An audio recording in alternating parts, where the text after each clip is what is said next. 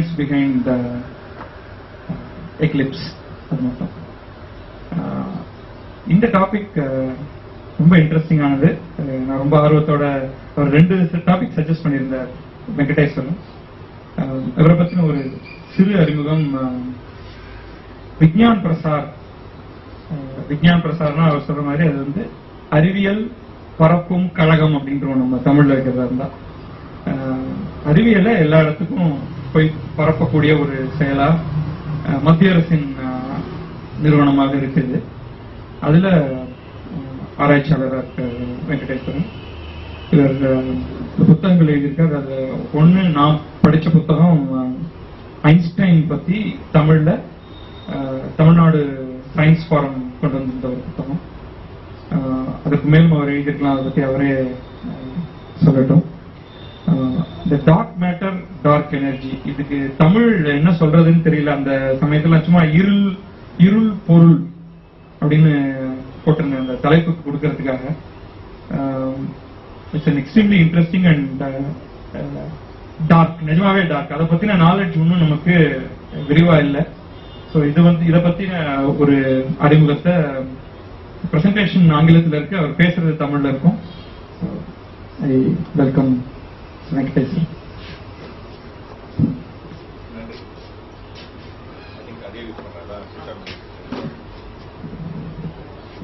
நன்றி. திரு பத்ரி அவர்கள் சொன்னது போல இந்த நழுவு படம் ஆங்கிலத்தில் இருக்கும். என்னுடைய உரை முடிந்தளவு நான் தமிழ்ல தருவதற்கு முயற்சி செய்கிறேன். இன்றைக்கு அறிவியலாளர்களுடைய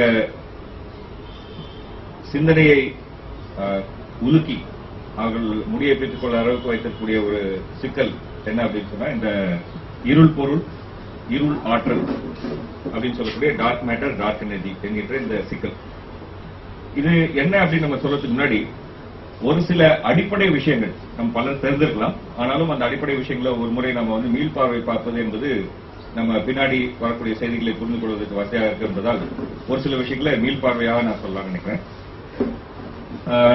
மைக்ரோ காஸ்மாஸ், அதாவது வந்து நுண் பிரபஞ்சம் பற்றிய ஒரு சிறிய அறிமுகம். நமக்கு ஹைட்ரஜன், ஆக்சிஜன், நைட்ரஜன், குளோரின், நீர், இது போன்ற கார்பன் டை ஆக்சைடு, இது போன்ற பல்வேறு பொருட்கள் பற்றி நமக்கு தெரியும். இந்த பொருட்களை நாம் அறிவியல் பார்வையில மூலக்கூறுகள் அப்படின்னு நம்ம சொல்றோம். இந்த மூலக்கூறுகள் என்பது உண்மையிலேயே பல அணுக்களின் கூட்டமைப்பால் உருவாகிறது, செயற்கையினால் உருவாகிறது. எடுத்துக்காட்டாக ஆக்சிஜன் எடுத்துக்கொண்டால் அது 2 ஆக்சிஜன் அணுவினுடைய செயற்கை தான் ஆக்சிஜன் என்கின்ற மூலக்கூறு. ஆனால் அதே சமயத்தில் கார்பன் டை ஆக்சைடு என்று எடுத்துக்கொண்டால் ஒரு கார்பனும் 2 ஆக்சிஜனும் இணைந்தது கார்பன் டை ஆக்சைடு என்று சொல்லக்கூடிய மூலக்கூறு. இந்த மூலக்கூறினுடைய சிறிய பிரிவு அப்படின்னு சொல்லி பார்த்தோம்னு சொன்னா அணு. அந்த அணுவுக்குள்ள நாம பார்த்தோம் அப்படின்னு சொல்லி சொன்னா அணுவினுடைய மையத்துல அணுவினுடைய கரு இருக்கிறது. அந்த கருவை சுற்றி எலக்ட்ரான் என்று சொல்லக்கூடிய நேர்மின் துகள் சுற்றி வருகிறது. அணுவினுடைய கருக்குள்ள நேர்மின் எதிரான நேர்மின் எதிர்மின் எலக்ட்ரான் தான் எதிர்மின், சாரி எலக்ட்ரான் தான் எதிர்மின் துகள். உள்ள இருக்கிறது நேர்மின் துகளும், அதாவது புரோட்டான் என்று சொல்லக்கூடிய நேர்மின் துகளும், நியூட்ரான் என்று சொல்லக்கூடிய மின்னற்ற ஒரு துகளும் அங்க இருக்கிறது. இதுல என்ன விஷயம் அப்படின்னு சொல்லி சொன்னா, எவ்வளவு புரோட்டான் அதாவது நேர்மின் துகள் இருக்கிறதோ அதுதான் அந்த அணுவினுடைய தன்மையை தீர்மானிக்கிறது. அதாவது 8 புரோட்டான் இருந்தா அது ஆக்சிஜன் தான். அதுல எவ்வளவு எலக்ட்ரான் இருக்கு எவ்வளவு நியூட்ரான் இருக்கு நம்ம கேள்வி கேட்க மாட்டோம். 8 புரோட்டான் இருந்தாலே அது ஆக்சிஜனாக தான் இருக்கும். அதே சமயத்துல ஒரே ஒரு புரோட்டான் மட்டும் இருந்தா அது ஹைட்ரஜனாக தான் இருக்கும். இது வந்து இன்னொரு ஒரு செய்தி, அடிப்படை செய்தி. அதாவது வந்து அப்படின்னு சொல்லி பார்த்தோம்னு சொன்னா மூலக்கூறு அடிப்படை அல்ல, அணுவும் அடிப்படை அல்ல, அதுக்கு கீழே இருக்கக்கூடிய துகள் இந்த நியூட்ரான், புரோட்டான், எலக்ட்ரான் வந்து நம்ம அடிப்படை கட்டமைப்பு அப்படின்னு சொல்லிக்கலாம், அடிப்படை செங்கல் அப்படின்னு சொல்லி நாம வைத்துக் கொள்ளலாம். இது வந்து நமக்கு பலருக்கும் தெரிந்த ஒரு செய்தி. அதாவது ஒரே ஒரு புரோட்டான் இருந்தால் அது ஹைட்ரஜன், 2 புரோட்டான் இருந்தால் ஹீலியம், 3 புரோட்டான் இருந்தால் லித்தியம், அதே போல 22 இருந்தா அது 22ல 11 இருந்தா அது வந்து சோடியம். இதுதான் ஒவ்வொரு அணுவின் ஒவ்வொரு தனிமத்தினுடைய தன்மையை தீர்மானிக்கக்கூடியது. எவ்வளவு புரோட்டான் இருக்கோ அதை பொறுத்து இருக்கு. அவ்வளவுதான். அதாவது ஒரு மாடி கட்டடம் இருந்தா ஒரு மாடி சொல்ற, 4 மாடி சொன்னா 4 மாடி கட்டடம் சொல்ற மாதிரி எவ்வளவு புரோட்டான் இருக்கோ அதுதான் அந்த தனிமத்தினுடைய தன்மையை தீர்மானிக்கிறது. இது நாம் பள்ளியில படித்த செய்தி. பள்ளியில் படிக்காத கூடுதலான செய்தி என்ன என்று சொன்னால், சமீப காலத்தில் நமக்கு தெரிய வந்திருக்கக்கூடிய செய்தி என்ன என்று சொன்னால், நாம் சொல்லக்கூடிய இந்த புரோட்டான் நியூட்ரான் என்ற துகள் கூட உண்மையிலேயே அடிப்படை துகள் அல்ல, அதற்கும் நுணுக்கமான துகள்கள் இருக்கிறது என்று கண்டுபிடித்திருக்கிறார்கள். அதற்கு பேர் வந்து குவாக் அப்படின்னு பேர். அந்த குவாக்ல பல வகையான குவாக் இருக்கு. அப் அதாவது மேல், டி டவுன் அப்படிங்கிற குவாக் இருக்கு. அதே மாதிரி 2 அப்பும் 1 டியும் சேர்ந்தது என்று சொன்னால் அது வந்து புரோட்டானாக இருக்கும். 2 டியும் 1 யூவும் இருந்தால் அது வந்து நியூட்ரானாக இருக்கும். அப்படின்னு சொன்னா அந்த புரோட்டான் நியூட்ரான் கூட அடிப்படை கிடையாது, அதுக்கு கீழே குவாக் என்பதுதான் அடிப்படை என்று நாம இன்றைக்கு விளங்கிக் கொண்டிருக்கிறோம். எலக்ட்ரானா எலக்ட்ரான் தான், அதுக்கு குவாக் கிடையாது. ஓகே, அது ஒரு சிறிய செய்தி.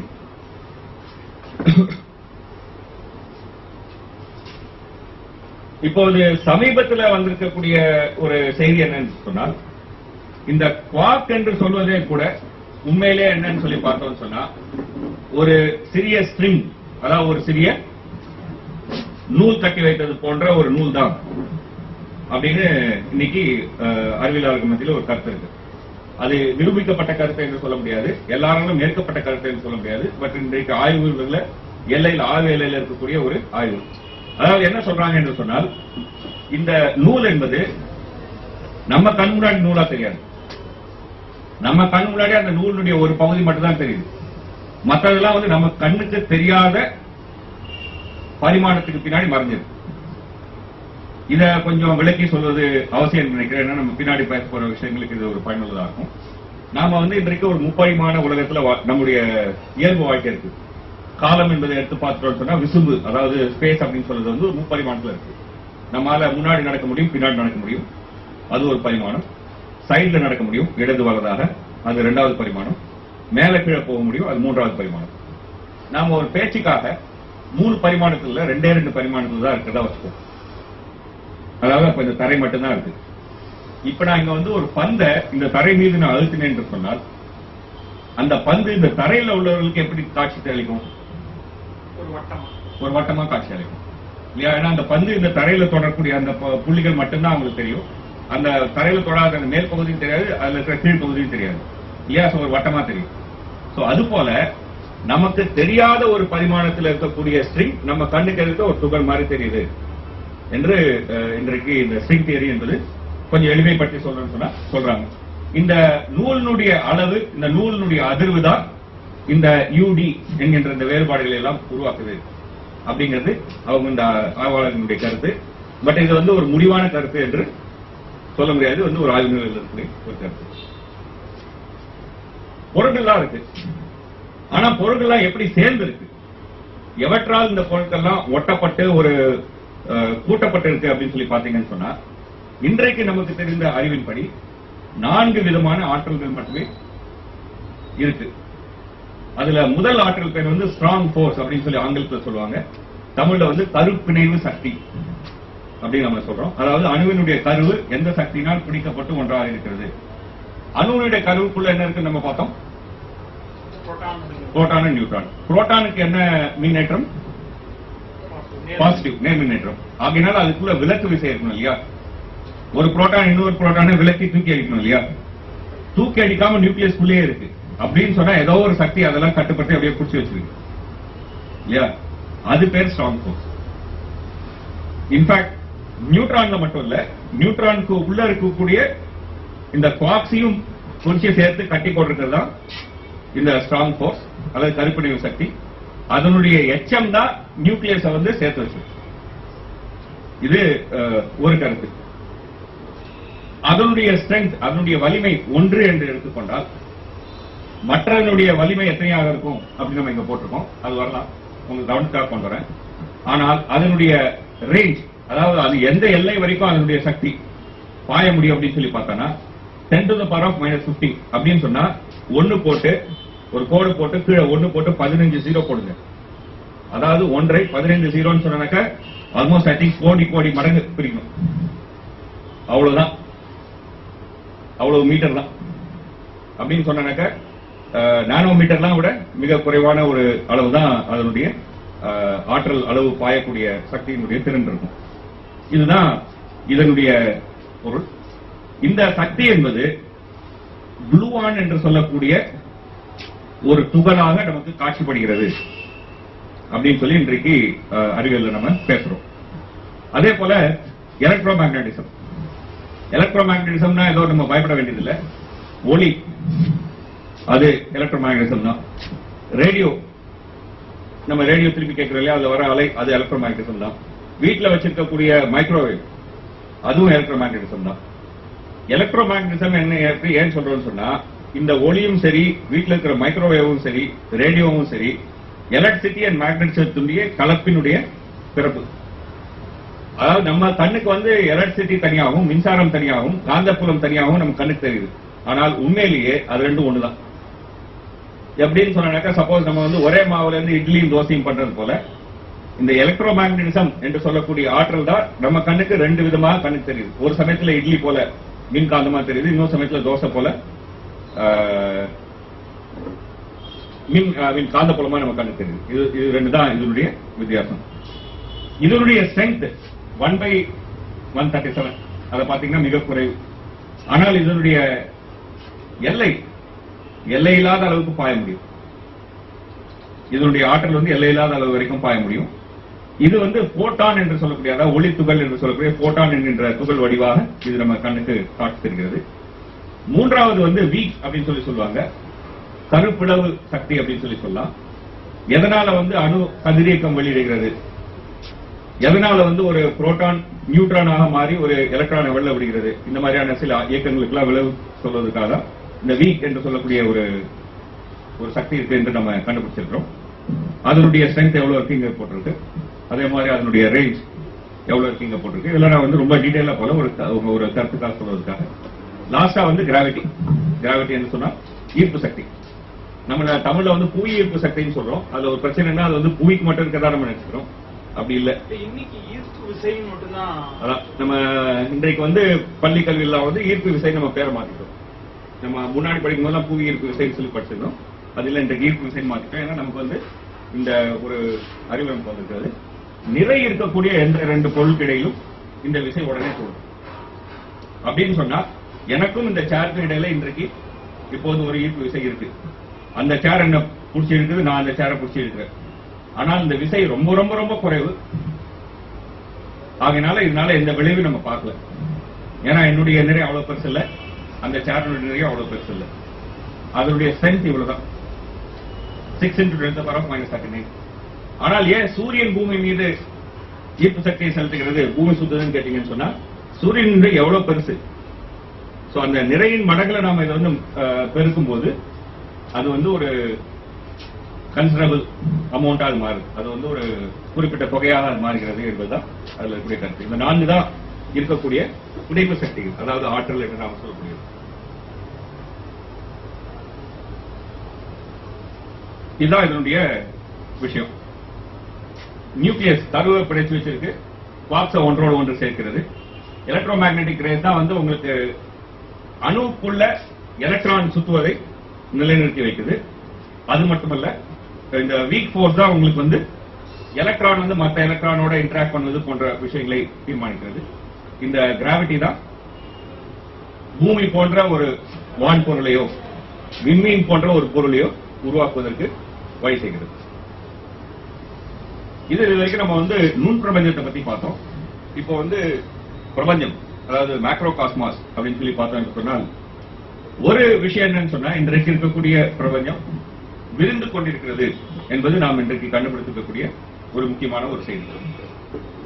விரிந்து கொண்டிருக்கிறது அப்படின்னு சொல்லி சொன்னா என்ன அர்த்தம் அப்படின்னு சொன்னா, ஒரு பலூன் எடுத்து நம்ம ஊதும் போது அந்த பலூன் விரிவடையுது இல்லையா, நான் வந்து பலூனுக்குள்ள இருக்கிறத பத்தி பேசல, பலூன் மேல இருக்கக்கூடிய பரப்பு, மேற்பரப்பு, அதாவது சர்ஃபேஸை பத்தி மட்டும் தான் பேசுறேன். அந்த சர்ஃபேஸ் எப்படி விரிவடைகிறதோ அது போல பிரபஞ்சம் விரிவடைகிறது. பலூன் விரிவடைகிறது வந்து இங்க இருக்கக்கூடிய இந்த முப்பரிமாணத்துல விரிவடைகிறது. நான் அதை பத்தி பேசல. பலூனுடைய மேற்பரப்பு விரிவடைகிறது இல்லையா, அது மாதிரி பிரபஞ்சம் விரிவடைகிறது. அப்படின்னு சொன்னா ஏற்கனவே பக்கத்துல இருந்த பொருட்கள்லாம் இன்னைக்கு என்ன ஆகும்? விலகி விலகி போகும். சோ நம்ம பார்க்கும்போது என்ன தெரியும்? அதான் நம்ம விட்டு விலகுவது போன்ற ஒரு தோற்றம் ஏற்படும். அதுல இருந்தா நம்ம கண்டுபிடிச்சிருக்கோம் பிரபஞ்சம் விரிவடைகிறது அப்படிங்கிறது வந்து நம்ம கண்டுபிடிச்சிருக்கோம். பிரபஞ்சம் விரிவடைகிறதுன்னு சொன்னா ஏதோ ஒரு காலத்துல எல்லாம் ஒன்னா இருந்திருக்கணும் இல்லையா? அந்த காலம் தான், அதாவது 15 பில்லியன் வருடங்களுக்கு முன்பு அப்படின்னு நம்ம சொல்றோம். அந்த காலம் தான் பிக் பேங் அல்லது பெரும்படிப்பு என்ற நிகழ்வு நடந்த ஒரு சமயம் அப்படின்னு சொல்லி நம்ம சொல்லலாம். ஆனா அது நடந்த சமயம், அது நடந்த அடுத்த கணங்கள் என்ன நடந்திருக்கு என்று இன்றைக்கு நமக்கு சொல்ல தெரியாது. அதை பத்தி சொல்வதெல்லாம் ஏஷியன் தான், ஒரு யூகம் தான், நமக்கு எதுவும் தெரியாது.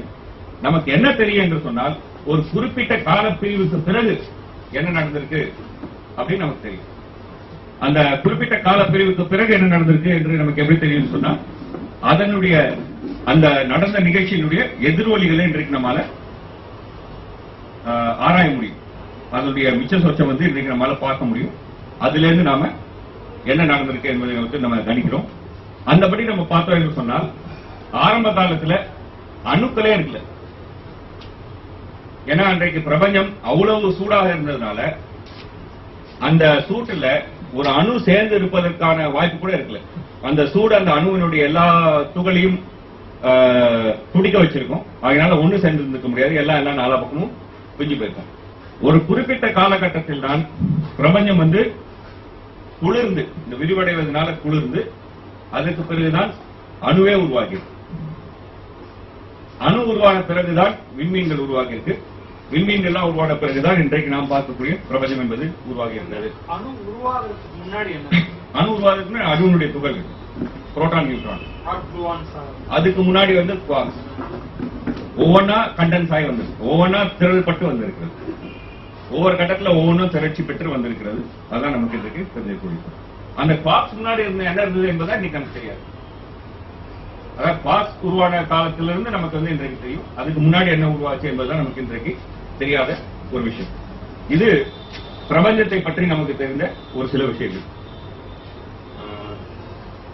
ஓகே, இதுல இன்னொரு ஒரு சுவையான விஷயம் என்று சொன்னால் பிரபஞ்சத்தை பத்தி நாம் பார்க்கும்போது பிரபஞ்சத்துல எவ்வளவு தொலைவை நாம் பார்க்கிறோமோ அவ்வளவு முற்காலத்தை நாம் பார்க்கிறோம்.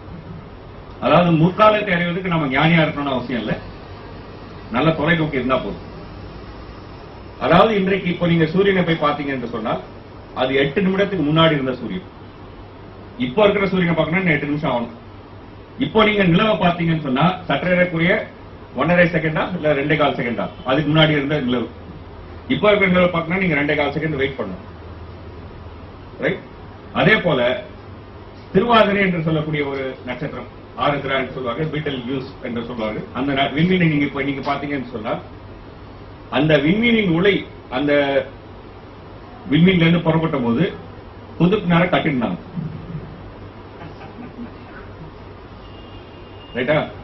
அப்ப நம்ம என்ன பார்க்கிறோம்? புதுப்பினால் கட்டின காலத்தை நாம் பார்க்கிறோம்.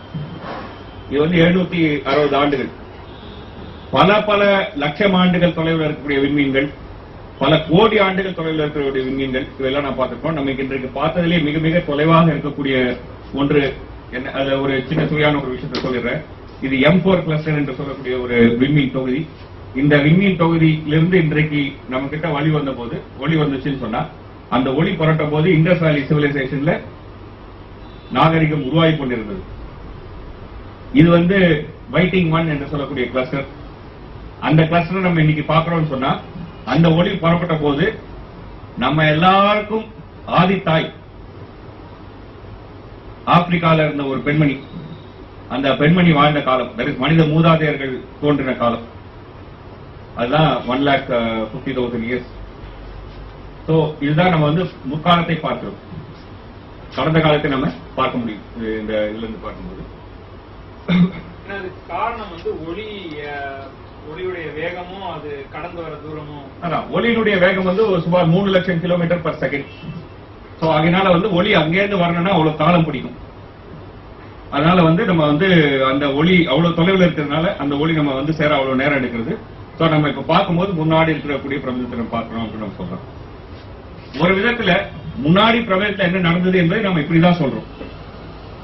அதாவது 15 கோடி வருஷத்துக்கு முன்னாடி இருந்த உலகத்தை அந்த லைட்டை நம்ம பார்க்கும்போது அன்றைக்கு பிரபஞ்சத்துல என்ன இருந்தது என்று நம்மளால இன்றைக்கு பார்க்க முடியும். உண்மையிலேயே பார்க்க முடியல. அது அந்த ஒரு பார்க்கிறோம் பார்க்கல அப்படிங்கிற ஒரு நிலையில இருக்கிறோம்.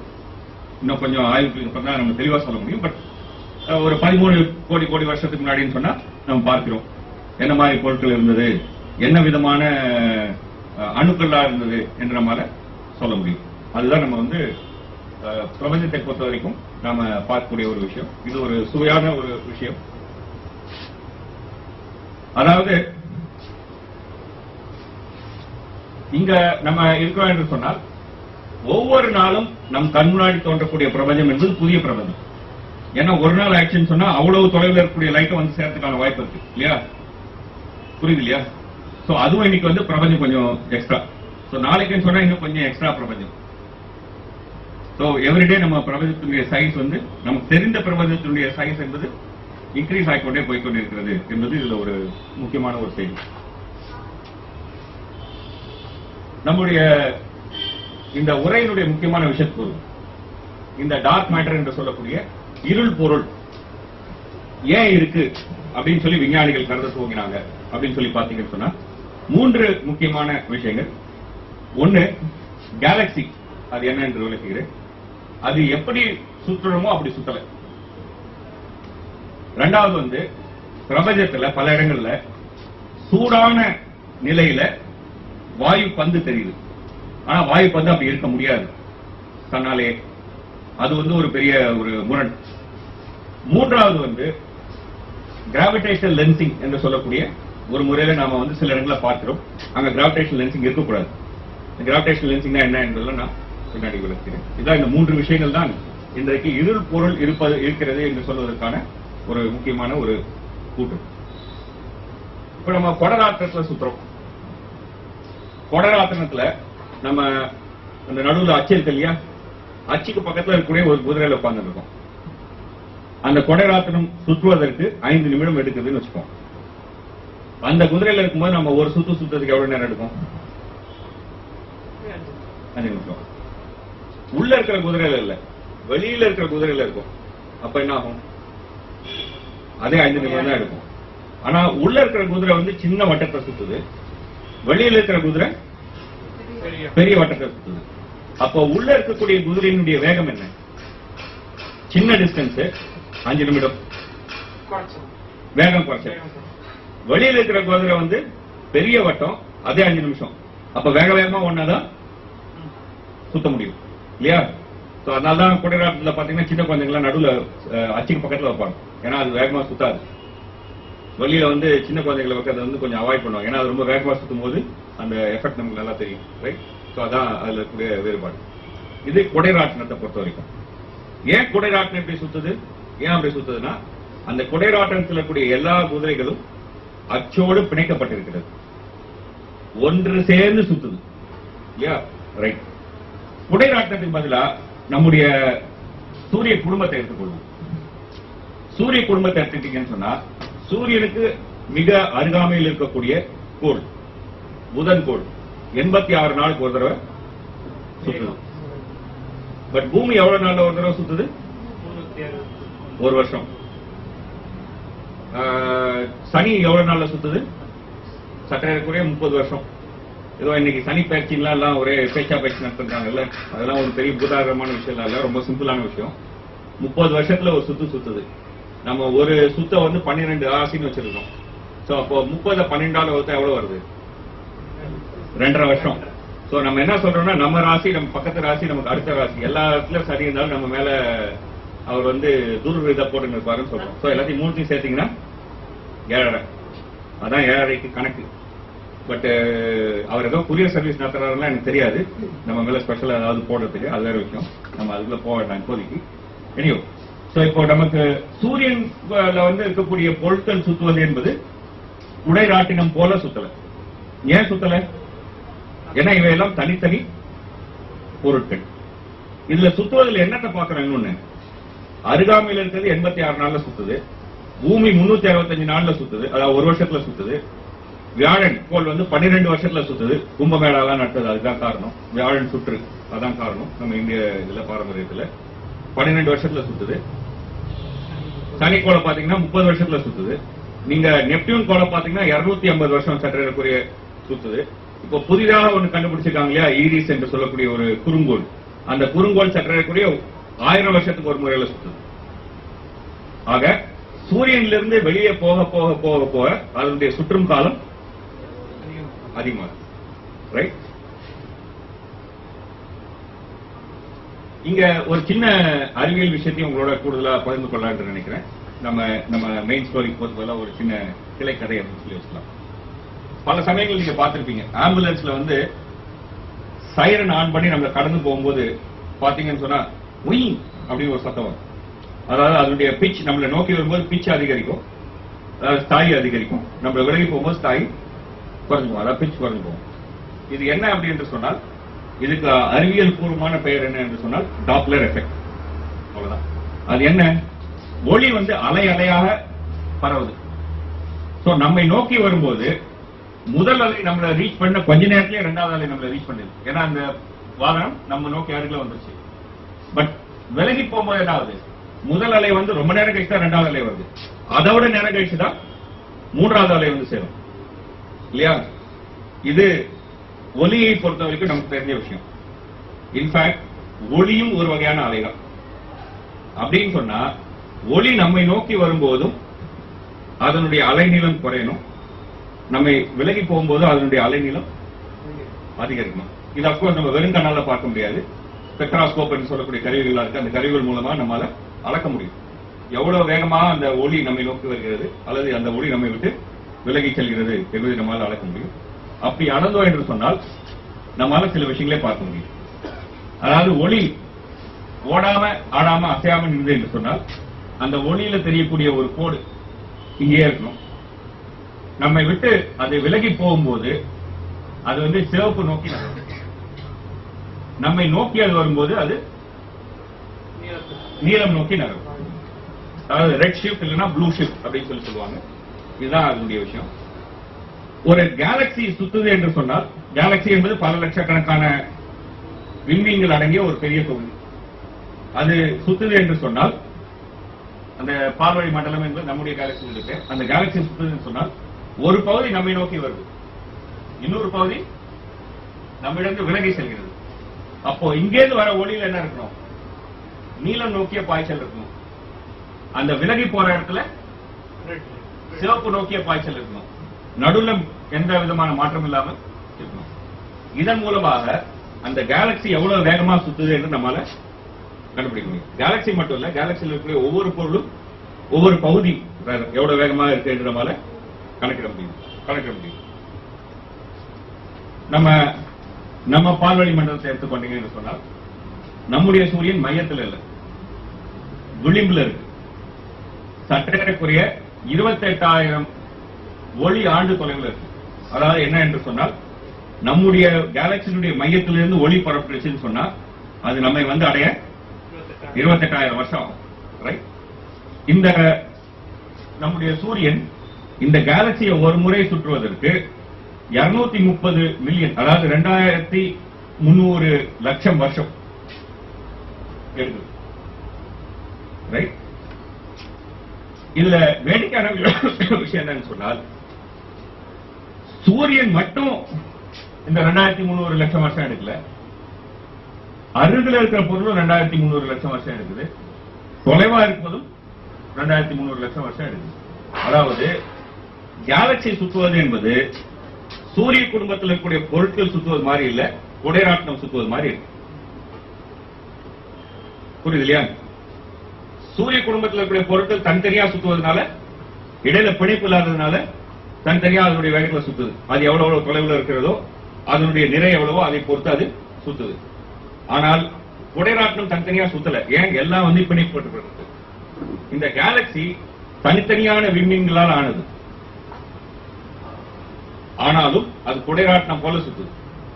அப்படி குடைராட்டினம் போல சுத்தணும் என்று சொன்னால் அந்த இது வந்து நம்ம கேலக்சியை பொறுத்து மட்டும் இல்ல, பல்வேறு கேலக்சிகளை இதே மாதிரி நம்ம வந்து கால்குலேட் பண்ணி பார்த்தா அவைகள் எல்லாம் ஒரே வேகத்தில் சுத்துவதாக நமக்கு தெரியுது. மையத்துல மட்டும்தான் வேறுபாடு தெரியுது, விளிம்புல போக போக ஒரே வேகத்தில் சுத்துவதாக நமக்கு தெரிகிறது.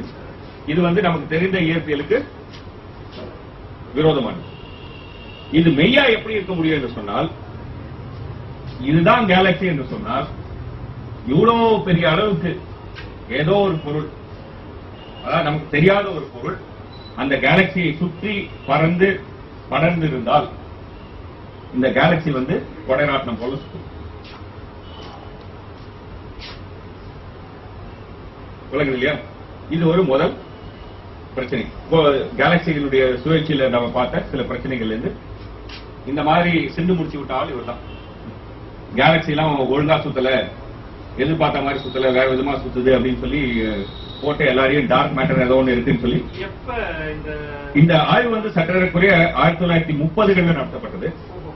ஆனால் பல ஆண்டு காலம் இது யாரும் அவ்வளவு பெருசா கவனிக்கல. ஏன்னு சொன்னா 1930களில் நமக்கு வந்து இந்த அளவீடுகள்லாம் அவ்வளவு துல்லியமானது என்று நம்பக்கூடிய ஒரு தன்மை இருக்குல்ல. இந்த நவீன காலத்துல குறிப்பா 1970, 80களில் தான் நம்முடைய அந்த ஸ்பெக்ட்ராஸ்கோப்லாம் இன்னும் மேலும் நவீனமான பிறகுதான் இந்த கண்டுபிடிப்புகள்லாம் உறுதியா இருப்பதற்கான வாய்ப்பு இருக்கு அப்படிங்கிற நம்பிக்கை அதிகமாச்சு. அதனால இப்பதான் நம்ம வந்து கவனத்தில் எடுத்துக்கிறோம். பட் 1930களிலேயே இவர் வந்து இந்த பிரச்சனையை முன் வச்சுட்டார். ஆண்ட்ரோமேடா கேலக்சி இந்த மாதிரி சில கேலக்சிஸ் எல்லாம் பார்த்து இவர் வந்து பிரச்சனை இருக்கு அப்படின்னு சொல்லி சொல்றாரு. நம்ம இது வரைக்கும் ஒரு கேலக்சி சுற்றுவதை பற்றி தான் பேசணும். பட் பிரபஞ்சத்துல பாத்தீங்கன்னா கேலக்சிகெல்லாம் தனித்தனியா இல்ல, கேலக்சி இல்லாம கூட்டமா தான் இருக்கு. அன்பார்ச்சுனேட்லி பண்டிகள் மாதிரி கூட்டமா தான் இருக்கு இயற்கையில. தனியா வர சிங்கங்கள் இல்ல, ரைட்? அதான் பிரபஞ்சத்துல இருக்கு, வேற வழி இல்லை. எல்லாம் கூட்டாதான் இருந்தாங்கன்னு சொல்றா தெரியல. எனிவே இந்த கேலக்சிகள் எல்லாமே ஒண்ணு சுத்தணும். ஏன்னா ரெண்டு நிறைவுள்ள பொருட்களுக்கிடையே கிராவிடேஷனல் புல், அதாவது ஈர்ப்பு சக்தி இருக்கும். ரெண்டு பொருட்களுக்கிடையே ஈர்ப்பு சக்தி இருக்குன்னு சொன்னால் அதனுடைய மையத்துல வந்து ரெண்டும் சுழல தூங்கணும். அப்போ இந்த கேலக்சிகள் எல்லாமே தன்னைத்தானே சக்கரம் போல சுற்றுவது மட்டுமல்ல, இவைகள் எல்லாம் ஒன்றை ஒன்று ஏதோ ஒரு புள்ளிய மையமா வச்சு சுத்தம். இது வந்து விர்கோ கிளஸ்டர் என்று சொல்லக்கூடிய ஒரு கூட்டம், விர்கோ கூட்டம் என்று சொல்லக்கூடிய ஒரு கூட்டம். இதுல பாத்தீங்கன்னா பல லட்சக்கணக்கான கேலக்சிகள் இருக்கின்றன. இந்த கேலக்சிகளும் உடைராட்டினம் போல சுத்துவதுதான் அடுத்த பெரிய சிக்கல். ஏதோ கேலக்சி மட்டும் கொடைராட்டினம் போல சுத்தல, கேலக்சி கிளஸ்டரே கொடைராட்டினம் போல சுத்துது அப்படின்னு சொன்னா இந்த அளவுக்கு இருள் பொருள் அதுல வியாபித்து இருக்கணும், நிரம்பி இருக்கணும் என்று நம்ம வந்து கணக்கு. ஒரு சின்ன கேள்வி, கேலக்சில எப்படி இருக்கு, கேலக்சி கிளஸ்டர்ல எப்படி இருக்கு, ஆனா ஒரு சூரிய குடும்பத்துக்குள்ள அந்த பிரச்சனை இல்ல. இல்ல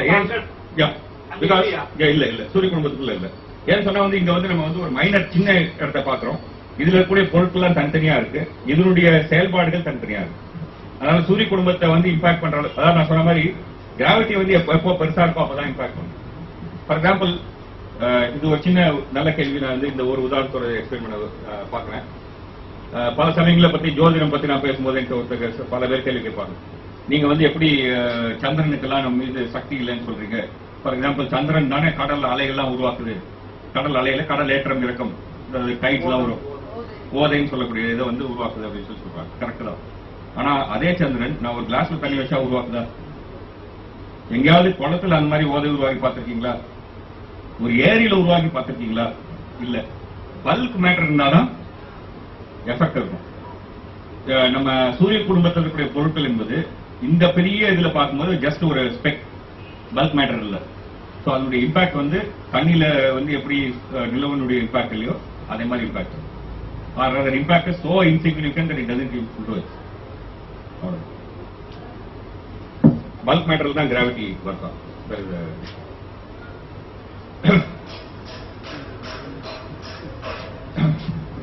இது வந்து சற்றேறக்குரிய 50 பில்லியன் சொன்னாக்கா 10 கோடி. அப்படின்னு சொன்னாக்கா இது வந்து 54 கோடி ஒளியாண்டு தொலைவில் இருக்கக்கூடிய ஒரு கிளஸ்டர். இந்த கிளஸ்டருடைய சுழற்சியில பாத்தீங்கன்னு சொன்னா இதை சுற்றி இந்த அளவுக்கு இந்த டார்க் மேட்டர் என்று சொல்லக்கூடிய பொருள் இருக்கணும் என்று நம்ம இன்றைக்கு கணிக்கிறோம். அது இந்த மாதிரி சுத்தணும் என்று சொன்னா இது உண்மையா இருக்கும் என்று சொன்னால் என்ன விஷயம் நமக்கு தெரிய வருதுன்னு சொன்னா, நம்ம பார்க்கிற பிரபஞ்சத்துல விண்மீன்களா நம்ம கண்ணுக்கு தெரியுது இல்லையா, அது வெறும் 2% நீரை மட்டும்தான். மிச்ச 13% என்பது விண்வெளியில இறங்கி கிடைக்கக்கூடிய வாயு பொருட்கள் அல்லது சின்ன சின்ன கற்கள் அந்த மாதிரியா விரிஞ்சு கிடைக்கும். இதை ரெண்டுத்தையும் எடுத்தீங்கன்னு சொன்னா மிச்ச 85% நிறை என்பது நம்ம கண்ணுக்கு தெரியாத நிறையா இருக்கு. அந்த கண்ணுக்கு தெரியாத அந்த நிறைய தான் நம்ம டார்க் மேட்டர் அல்லது இருள் பொருள் அப்படின்னு சொல்லி நம்ம சொல்றோம். அந்த கண்ணுக்கு தெரியாத கொஞ்சம் எக்ஸ்பிளைன் பண்ணிட்டீங்களா? கண்ணுக்கு தெரியாத என்று சொன்னால் இன்னைக்கு நமக்கு வந்து விண்மீன்கள் கண்ணுக்கு தெரியுது. ஏன்? அதுல இருந்து ஒளி வருது. நம்ம ஆர்டினரி கண்ணுக்கு தெரியாட்டாலும் விண்வெளியில் இருக்கக்கூடிய தூசு படலங்கள் நமக்கு தெரியும். எப்படி தெரியும்? அது ஒளி இல்லைனாலும் அது இன்ஃப்ராரெட் என்று சொல்லக்கூடிய அல்லது அக சிவப்பு கதிர் என்று சொல்லக்கூடிய ஒரு வகையான மின்காந்த அலைகளை, லைட்டினுடைய இன்னொரு வடிவம், அதை வந்து வெளியிடுது. அதாவது எல்லா நமக்கு தெரிந்த பொருட்களும் ஏதாவது ஒரு மின்காந்த அலையை வெளியிட்டு கொண்டே இருக்கும். இப்ப நம்ம உடம்பு எடுத்துக்கிட்டோம்னு சொன்னா நம்ம உடம்பு வந்து இன்ஃப்ராரெட் ரேஸை வெளியிடும். இந்த சேர்லாம் எடுத்துட்டீங்கன்னு சொன்னா கொஞ்சம் கொஞ்சம் அளவு இன்ஃப்ராரெட் ரேஸை வெளியிடும். ரைட்? சோ எல்லா பொருட்களும் ஏதாவது ஒரு விதமான மின்காந்த அலைகளே வெளியிடும். நம்ம கண்ணுக்கு தெரியாது என்று சொல்றது நம்ம கண்ணுக்கு இல்லை, நம்முடைய எந்த விதமான ஆய்வு கருவிகளுக்கும் புலப்படாது. அதாவது மின்காந்த அலைகளாக எந்த விதமான கதிர்களையும் வெளியிடாத பொருள். அதனால அது பேர் டார்க்னு சொல்றோம். அது இருட்டா இருக்கு, தெரியல நம்ம. அது எந்த விதமான ஒளியும் வெளியிடல. அது வந்து ரேடியோ கதிர்களையும் வெளியிடல, மைக்ரோவேவையும் வெளியிடல, இன்ஃப்ராரெட்டையும் வெளியிடல, ஒளியையும் வெளியிடல, எதுவுமே வெளியிடல. அதனால்தான் அது அப்படி இருந்தாலும் இது இல்லைன்னா நம்முடைய கிராவிட்டி பற்றிய சித்தாந்தங்கள் எல்லாம் முற்றிலும் தவறாக இருக்கும். இது ரெண்டு தான் ஒரே வாய்ப்பு. இதுக்கு அடுத்த ரெண்டாவது விஷயம் கேஸ் கிளவுட் அப்படின்னு சொல்லி ரெண்டாவது ஒரு காரணம் நான் ஒன்று சொன்னேன். இங்க பாத்தீங்கன்னு சொன்னா இது வந்து ரோசாட் என்று சொல்லக்கூடிய ஒரு செயற்கைக்கோள் எடுத்துக்கக்கூடிய எக்ஸ்ரே படம், எக்ஸ்ரே பிக்சர் ஆஃப் யூனிவர்ஸ் அப்படின்னு சொல்லி சொல்லுவாங்க. அதாவது எங்கெந்தெல்லாம் எக்ஸ்ரே வருது அப்படின்னு சொல்லி விண்வெளியில இருந்து ஒரு குறிப்பிட்ட பகுதி, அதாவது NGC 1275 என்று சொல்லக்கூடிய ஒரு கேலக்சி பக்கத்தில் இருக்கக்கூடிய இடத்தை எடுத்துக்காங்க. NGC என்பது ஒண்ணும் இல்லை, கேலக்சிக்கெல்லாம் பெயர் வைக்க முடியாது. ஒரு காலத்துக்கு மேல பெயர் வச்சுன்னு போனீங்கன்னா யாருக்கும் ஞாபகம் இருக்காது. அதனால என்ன பண்ணாங்க, எல்லாத்துக்கும் நம்பர் கொடுத்தாங்க. NGC என்பது நியூ ஜெனரல் கேட்டலாக், ஒரு அட்டவணையினுடைய பெயர். அதுல வந்து 1275 என்ட்ரியில் இருக்கக்கூடியதான் இந்த கேலக்சி. அவ்வளவுதான். இதை சுத்தி இப்படி கேஸ் இருக்கு.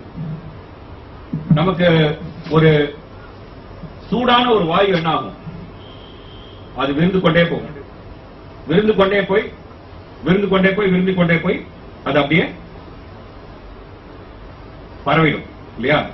ஆனால் இங்க சூடான இந்த வாயு அப்படியே இருக்கு.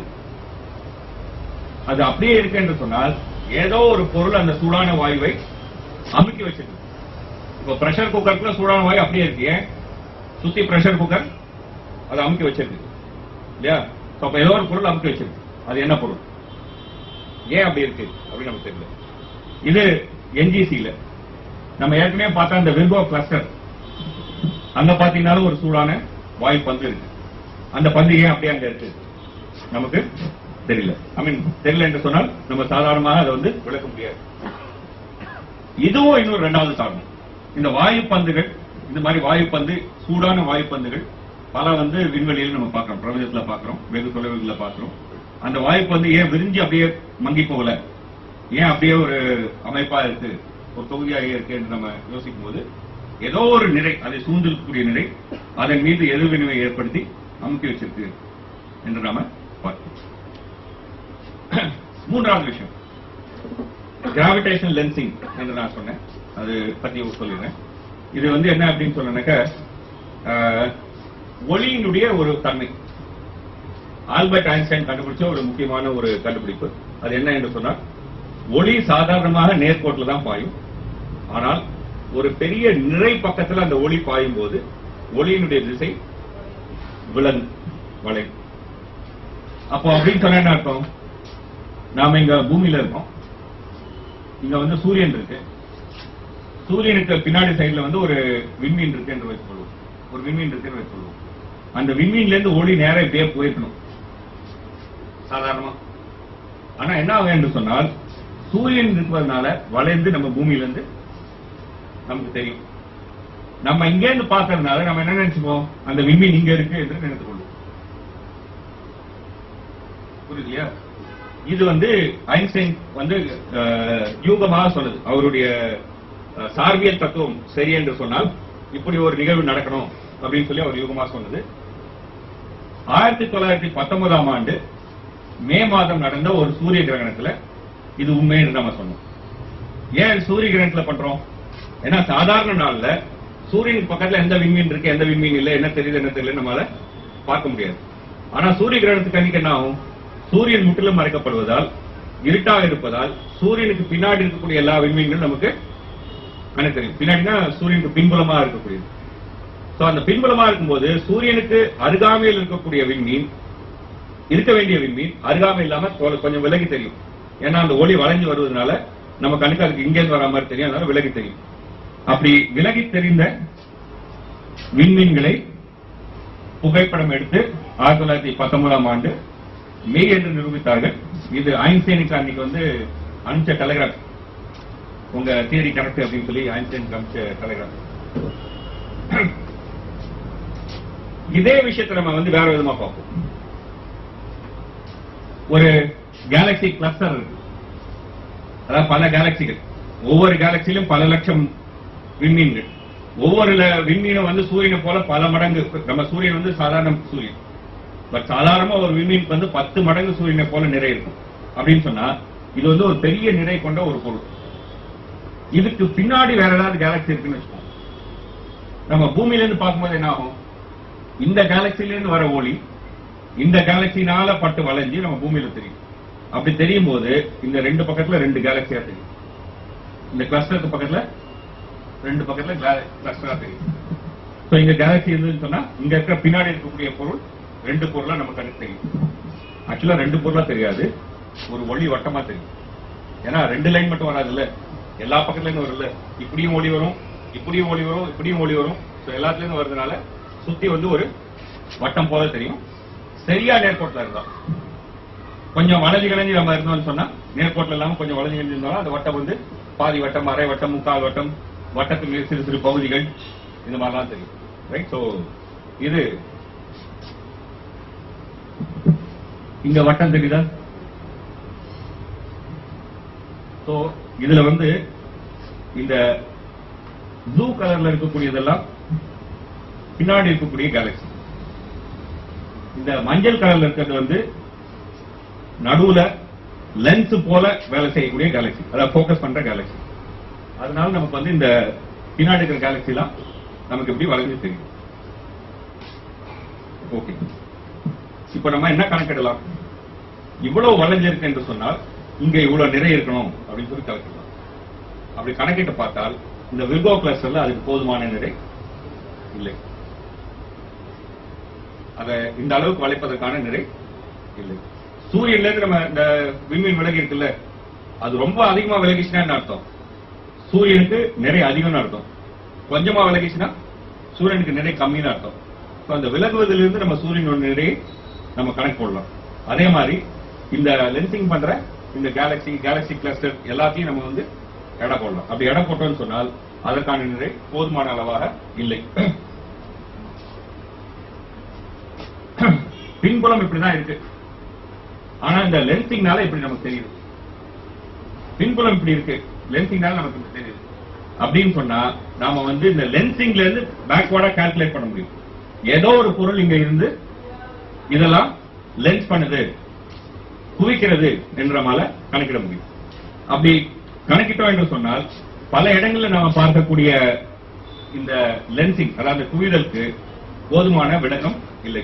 அங்க நடுவில் இருக்கக்கூடிய அந்த கேலக்சியிலேயோ கேலக்சி கூட்டத்திலேயோ போதுமான நிறை இல்லை. ஆகினால ஏதோ இந்த பொருள் வாயுவை உஷ்ணமான வாயுவை வந்து அமைத்து வச்சிருக்குன்னு சொன்னோம். இல்லைன்னா ஏதோ ஒரு பொருள் கேலக்சியை வந்து ஒரு கொடராட்டின மாதிரி சுத்த வைக்குதுன்னு சொன்னோம், அல்லது கேலக்சி கிளஸ்டர் கொடராட்டின மாதிரி சுத்த வைக்குதுன்னு சொன்னோம், அல்லது இந்த கிராவிடேஷனல் லென்சிங் செய்யுது என்று சொன்னோம். இது என்ன பொருளா இருக்க முடியும்? ரெண்டு பாசிபிலிட்டி தான். ஒண்ணு நம்முடைய புரிதல், இந்த ஈர்ப்பு சக்தியை பற்றிய புரிதல் தவறா இருக்கும், அல்லது நமக்கு தெரியாத ஏதோ ஒரு வகையில நிறை அங்க இருக்கும் இல்லையா? இது ரெண்டு தான் ஒரே வாய்ப்பு. நமக்கு தெரியாத ஒரு வகை அப்படின்னு நம்ம எடுத்துப்போம். நம்முடைய ஈர்ப்பு சக்தியை பற்றிய புரிதலே தவறு என்ற இதை வந்து ஆராய முடியாது.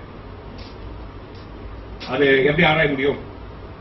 அதுல வந்து நம்ம எந்த விதமான ஒரு முன்னோக்கம் வச்சு நம்ம வந்து சரியா தப்பா நம்மளால ஆராய முடியாது. சோ அது வந்து நம்ம கணக்கில் எடுத்துக்கிறது இல்லை. இப்போது மேலும் மேலும் நம்முடைய செய்திகள் வந்து நம்முடைய இது தவறு என்று நம்ம குறிப்பிடும் போது நம்ம தவறு என்று விலை கொள்வோம். அதனால இப்போது ஆய்வுக்கு அதை எடுத்துக்கொள்ள முடியாது. நமக்கு தெரியாத நிறை என்று சொன்னால் என்ன விதமா இருக்க முடியும்? ரெண்டு விதமா இருக்க முடியும். ஒண்ணு, உண்மையிலேயே நமக்கு இது வரைக்கும் தெரியாத ஒரு விதமான பொருள், அல்லது நம்ம கண்ணுக்கு தெரியாத ஒரு விதமான பொருள் இல்லையா? கண்ணுக்கு தெரியாதுன்னா என்ன? இப்போ எடுத்துக்காட்டா சூரியன் போல ஒளி விட்டுச்சுன்னு சொன்னா நம்ம கண்ணுக்கு தெரியுது. பட் செத்து போன ஒரு விண்மீன் அல்லது ஒரு பிளாக் ஹோல் இதெல்லாம் நம்ம கண்ணுக்கு தெரியாது இல்ல, அல்லது அவ்வளவு எளிதாக தெரியாது இல்லையா? சோ ரெண்டு விதமா இருக்கலாம். இதே மாதிரியான ஒரு பிரச்சனையை நாம அறிவியல் வரலாற்றுல முன்னாடி ஒரு தடவை சந்திச்சிருக்கோம். எப்போ சந்திச்சிருக்கோம் என்று சொன்னால், யுரானஸ் என்ற கோள் கண்டுபிடிக்கப்பட்ட போது அந்த யுரானஸ் கோள் அது போக வேண்டிய பாதையில போல. அப்போ வந்து விஞ்ஞானிகள் முன்னாடி இருந்தது ரெண்டே ரெண்டு விஷயம் தான். ஒண்ணு, நியூட்டனுடைய தத்துவம் தப்பு, அதாவது ஈர்ப்பு சக்தி தத்துவம் தப்பு. அப்படி இல்லைன்னு சொன்னா யுரானஸ்க்கு அப்பால் இன்னொரு கோள் இருக்கும்.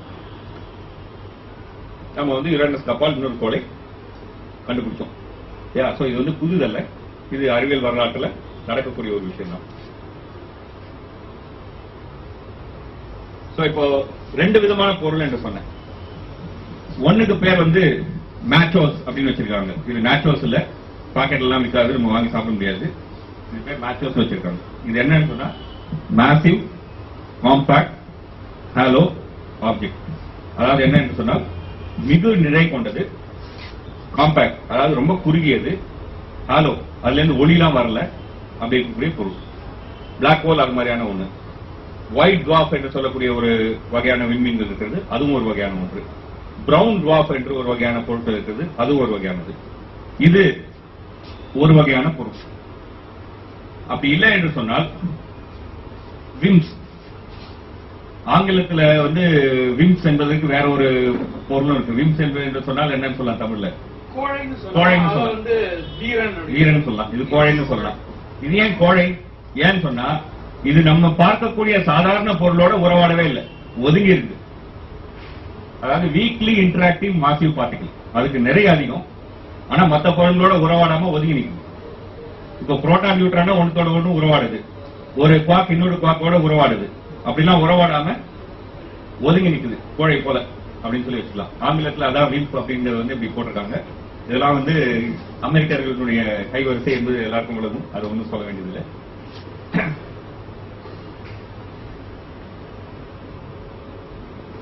இது ஏற்கனவே நான் சொல்லிட்டேன். எதெல்லாம் இருக்கலாம்? பிரவுன் டார்க், அதாவது வந்து ஒரு நிறையுள்ள ஒரு பொருள், அதுக்கு வந்து ஒளி உமிழக்கூடிய அளவுக்கு நிறை இல்லை, அதனால அது விண்மீனாக மாறல, அதனால அது வந்து செத்து போச்சு. இன்னொன்னு வந்து ஒயிட் டுவார்ஃப், அதே மாதிரி செத்து போன விண்மீன்கள்.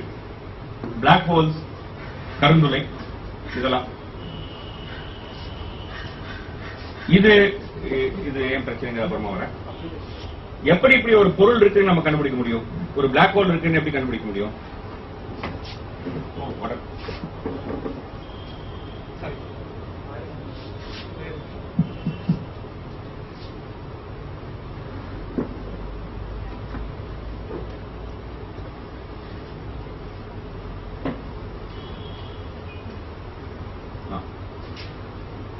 Drawing some file from some beings with a drill. So எப்படி ஒரு பிளாக் ஹோல் இருக்கு என்று தெரிய முடியும்? பிளாக் ஹோல் கருந்துளை வந்து ஒளி விடாது, ஆனால் அது வந்து கிராவிடேஷன் லென்சிங் பண்ணும். அப்படி லென்சிங் பண்ணும்போது நம்ம வந்து அங்க ஒரு பொருள் இருக்கு என்று நம்ம தெரிந்து கொள்ளலாம். அதுபடி நம்ம வந்து கண்டுபிடிக்கிறதுக்கான முயற்சிகளை இன்றைக்கு மேற்கொண்டிருக்காங்க. இந்த மாதிரி மேட்சோஸ் இருக்கா அப்படின்னு சொல்லி. இது ரொம்ப டெக்னிக்கலான விஷயம், நான் வந்து இப்போதைக்கு போல. ஓகே, இது ஒரு இன்ட்ரெஸ்டிங்கான விஷயம். கேன்சல் பண்ணிட்டா போதும் இல்லையா? Okay. Close this and please stop. இல்ல விட்டுருங்க. ஐ திங்க் பேக் பண்ணதான் மாதிரி வரும். Let's not go back. சரி, ஆனா இந்த மாதிரியான நிகழ்வு இந்த மேட்ச்லஸ் வந்து கரெக்டா வந்து நின்று ஒரு ஒளி விலகலை ஏற்படுத்தி ஒரு கிராவிடேஷனல் லென்சிங்க பண்ணது என்பதற்கான வாய்ப்பு என்ன என்று பார்த்தால் 10 மில்லியன் வருடத்துல, அதாவது 100 லட்சம் வருஷத்துல ஒரு தடவை அப்படி நடக்கும். அதுக்காக வந்து 100 மில்லியன் வருஷம் நம்ம காத்துக்க முடியுமா? அதுக்கு வேற வழி என்ன இருக்கு? வேற வழி ஒரு சிம்பிள். ஒரே சமயத்துல 100 லட்சம் விண்மீன்களை நம்ம பார்த்தோம் என்று சொன்னால் அதுல ஏதாவது ஒண்ணு இது நடக்கும். இப்ப நம்ம அதான் பண்றோம். சோ பல விண்மீன்களை ஒரே சமயத்தில் நம்ம வந்து கண்காணிச்சுட்டு இருக்கோம். இதுக்காக பல இடங்கள்ல வந்து ஆய்வுகள் நடக்குது. இந்த மாதிரி ஏதாவது நம்ம கண்ணுக்கு தெரியாத மேட்சோஸ் என்று சொல்லக்கூடிய பொருட்கள், அதாவது சாதாரண பொருளே கருந்துளையாகவோ வேற ஏதாவோ ஒளிஞ்சிட்டு இருக்கா அப்படின்னு சொல்லி பார்க்க. ஆனா இதுவரைக்கும் நமக்கு கிடைச்சிருக்கக்கூடிய தகவலின் அடிப்படையில் பார்த்தோம்னு சொன்னால் இதையெல்லாம் விளக்குவதற்கு போதுமான அளவு நமக்கு தடயம் கிடைக்கும். தடயம் இன்மை என்பது தடயம் இல்லை என்பதற்கான விளக்கம் இல்லை, அதனால நமக்கு தெரியாது. பட் இப்போதைக்கு இருக்கிற வரைக்கும் நமக்கு போதுமான அளவு இந்த மாதிரியான கருந்துளையோ பிரவுன் வாக்கோ நமக்கு கிடைக்கல. How do you scan for black holes? எப்படி? கிராவிடேஷனல் லென்சிங் தான். அதாவது நம்ம என்ன பண்ணுவோம்னு சொன்னால் பல விண்மீன்களை வந்து பின்னாடி இருக்குன்னு வச்சுக்கோங்க, அதை நம்ம வந்து அப்சர்வ் பண்ணிட்டே இருப்போம். ஏதாவது ஒரு விண்மீன் லைட்டா பிரைட் ஆகுது என்று சொன்னால் அந்த பிரைட்னஸ் எதனால ஆகும்? ஒரு கருந்துளை முன்னாடி வருதுன்னு வச்சுக்கோங்களேன், அந்த கருந்துளையை சுத்தி அந்த பின்னாடி இருக்கக்கூடிய விண்மீனுடைய ஒளி படரும். ஒளி படரும் போது அது ஒரு வளையமாகும். வளையமாகும் போது அந்த பின்னாடி இருக்கக்கூடிய விண்மீன் வந்து பிரகாசமா தெரியும் இல்லையா? சோ அந்த பிரகாசமா தெரிகிறது என்பது பல நாள் இருக்காது, ஒரு சில மணி நேரம் தான் இருக்கும். உடனே போன் எடுத்து 4 இடத்துல சொல்லுவாங்க. சோ 4-5 தொலைநோக்கிகள் வந்து அந்த இடத்துல திரும்பி அதை பார்க்கும். அந்த டேட்டாவெல்லாம் ரெக்கார்ட் பண்ணுவாங்க. டேட்டாலாம் ரெக்கார்ட் பண்ணி உண்மையிலேயே அது வந்து நடந்ததா இல்ல ஏதாவது ஆப்டிக்கல் இல்யூஷனா, ஏதாவது இயந்திர கோளாறு இந்த மாதிரிலாம் பல இருக்கலாம் இல்லையா, அப்படிலாம் ஏதாவது அப்படின்னு சொல்லி பார்ப்பாங்க. இதுக்காக சர்வே பண்ணதுக்கான பல தொலைநோக்கிகள் வந்து இன்றைக்கு இங்கே இருக்கு. இது வந்து ஒரு பெரிய சர்வே. அதாவது நம்ம என்ன பண்றோம்னா நம்ம நம்முடைய சூரியனுக்கு அருகாமையில் இருக்கக்கூடிய சில கேலக்சிகளை நம்ம வந்து இது மாதிரி சர்வே பண்ணிட்டு இருக்கோம். அதுல வந்து பல லட்சம் விண்மீன்கள் இருக்கிறது. ஸோ அந்த விண்மீன்ல எதெல்லாம் மாறுது என்று நம்ம சர்வே பண்ணுறோம். இதான் இன்னொன்னு நாம ஏற்கனவே சொன்ன மாதிரி இந்த வீக்லி இன்டராக்டிவ் மாசிவ் பார்ட்டிகல், அதாவது இதுவரைக்கும் நமக்கு தெரியாத ஒரு பொருள், இதுவரைக்கும் நம்ம அறியாத ஒரு பொருள் அப்படின்னு சொன்னா அதை எப்படி கண்டுபிடிக்கிறது? ஓகே, அதை சொல்லிடுறேன். இது 2 விதமாக இருக்கலாம். ஒன்னு நியூட்ரினோ என்று சொல்லக்கூடிய ஒரு துகள் ஒண்ணு இருக்கு. அந்த துகள் நமக்கு தெரியாத ஒரு வடிவில் இருக்கலாம், இருந்தா அது விளக்கம் செய்யலாம். அப்படி இல்லைன்னா நம்ம ஏற்கனவே சொன்னது போல இதுவரைக்கும் அன்டிஸ்கவர்ட், நம்ம இதுவரைக்கும் கண்டுபிடிக்காத ஏதாவது ஒரு துகள் கூட அது மாதிரி இருக்கலாம். இன்ஃபேக்ட் நம்ம தமிழ்நாடு வந்து ஒரு முக்கியமான ஒரு பங்கு வகிக்க போகுது இதுல. இந்த பலருக்கு தெரிஞ்சிருக்கலாம், நீலகிரியில வந்து நியூட்ரினோ அப்சர்வேட்டரி ஒண்ணு உருவாக்க போறாங்க. இந்த ஆய்வுல அது வந்து ஒரு முக்கியமான, அந்த ஆய்வு இதுதான் செஞ்சு முடிக்கலாம் சொல்ல வரல, ஆய்வுல பல இடங்கள்ல செய்யணும். அது மாதிரி செய்யக்கூடிய ஒரு ஆய்வு கருவியாக இது இருக்கும். இந்த மாதிரி வேலைகளையும் பல வேலைகளையும் அது வந்து செய்யும். நாட் ஒன்லி இது, சூரியன் எப்படி வேலை செய்யுதுன்ற பல விஷயங்களையும் அது வந்து ஆய்வு செய்யும். இந்த நியூட்ரினோ ஆராய்ச்சி செய்யக்கூடிய ஒரு விஷயமாக இது இருக்கும். இங்க இது வந்து புல்லட் கிளஸ்டர் என்று சொல்லக்கூடிய ஒரு கிளஸ்டர்.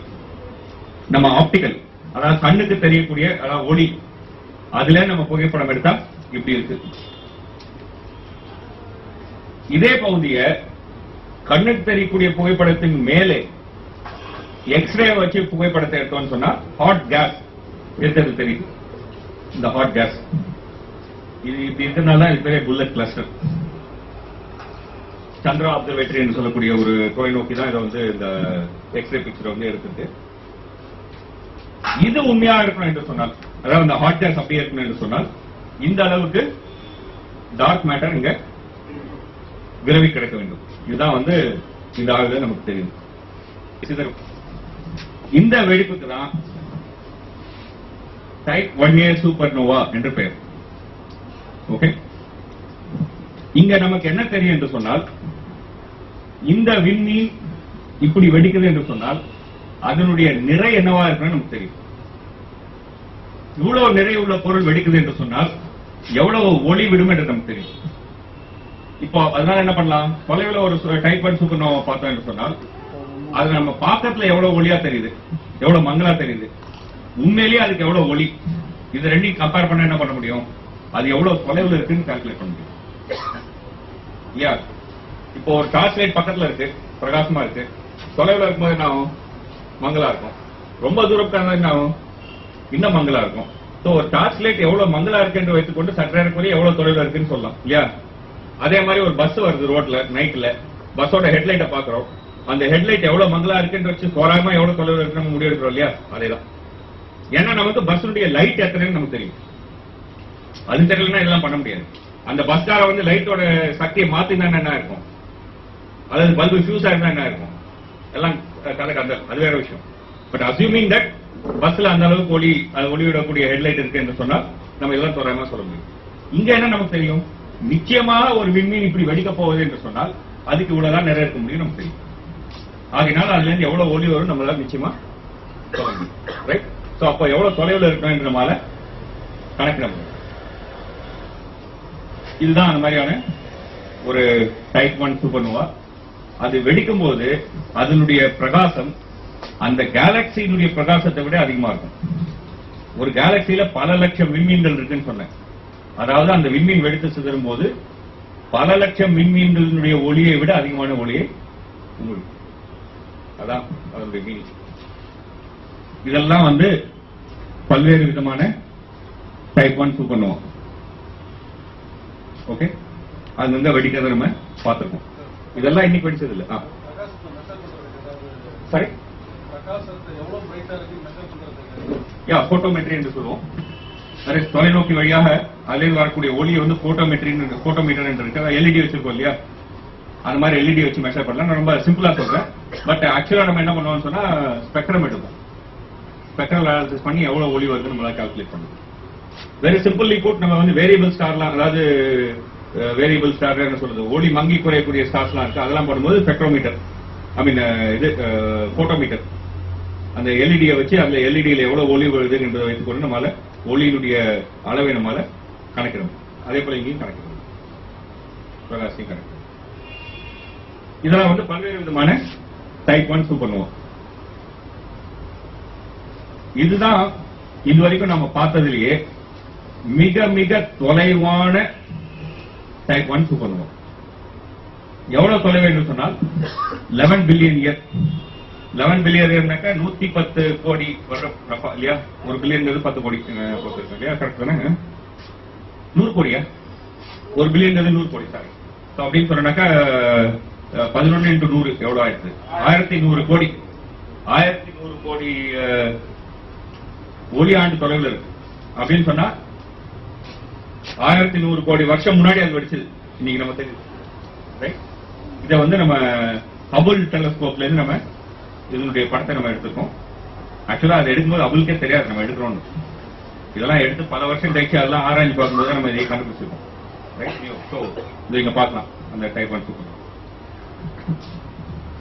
இது ஓகே. நோவா கேள்விப்பட்டிருக்கீங்களா? என்னது? யா. சோ ஸ்கூட்டர் பேர்லாம் இருக்கு இல்லையா, நோவா, அது அந்த இட்டாலிய மொழியில இருந்து வந்தது நோவா. இது ஒரு நல்ல இன்ட்ரெஸ்டிங்கான ஒரு சைட் ட்ராக், அதனால ஒரு நிமிஷம் ஸ்பெண்ட் பண்ணல தப்பு இல்லைன்னு நினைக்கிறேன். சி, முற்காலத்துல ஐரோப்பிய பண்பாட்டுல என்ன ஒரு கருத்தோட்டம் இருந்தது என்று சொன்னால், விண்வெளியும் மண்வெளியும் வெவ்வேறு, அதாவது செலஸ்டியலும் டெரஸ்டியலும் வெவ்வேறு என்று ஒரு கருத்து இருந்தது. நீங்க பூமியில எதை எடுங்க, ஒரு கல் எடுங்க, ஒரு வடிவமா இருக்கா? இல்ல, ஏதாவது ஒரு சீர்கேடு அதுல இருக்கு.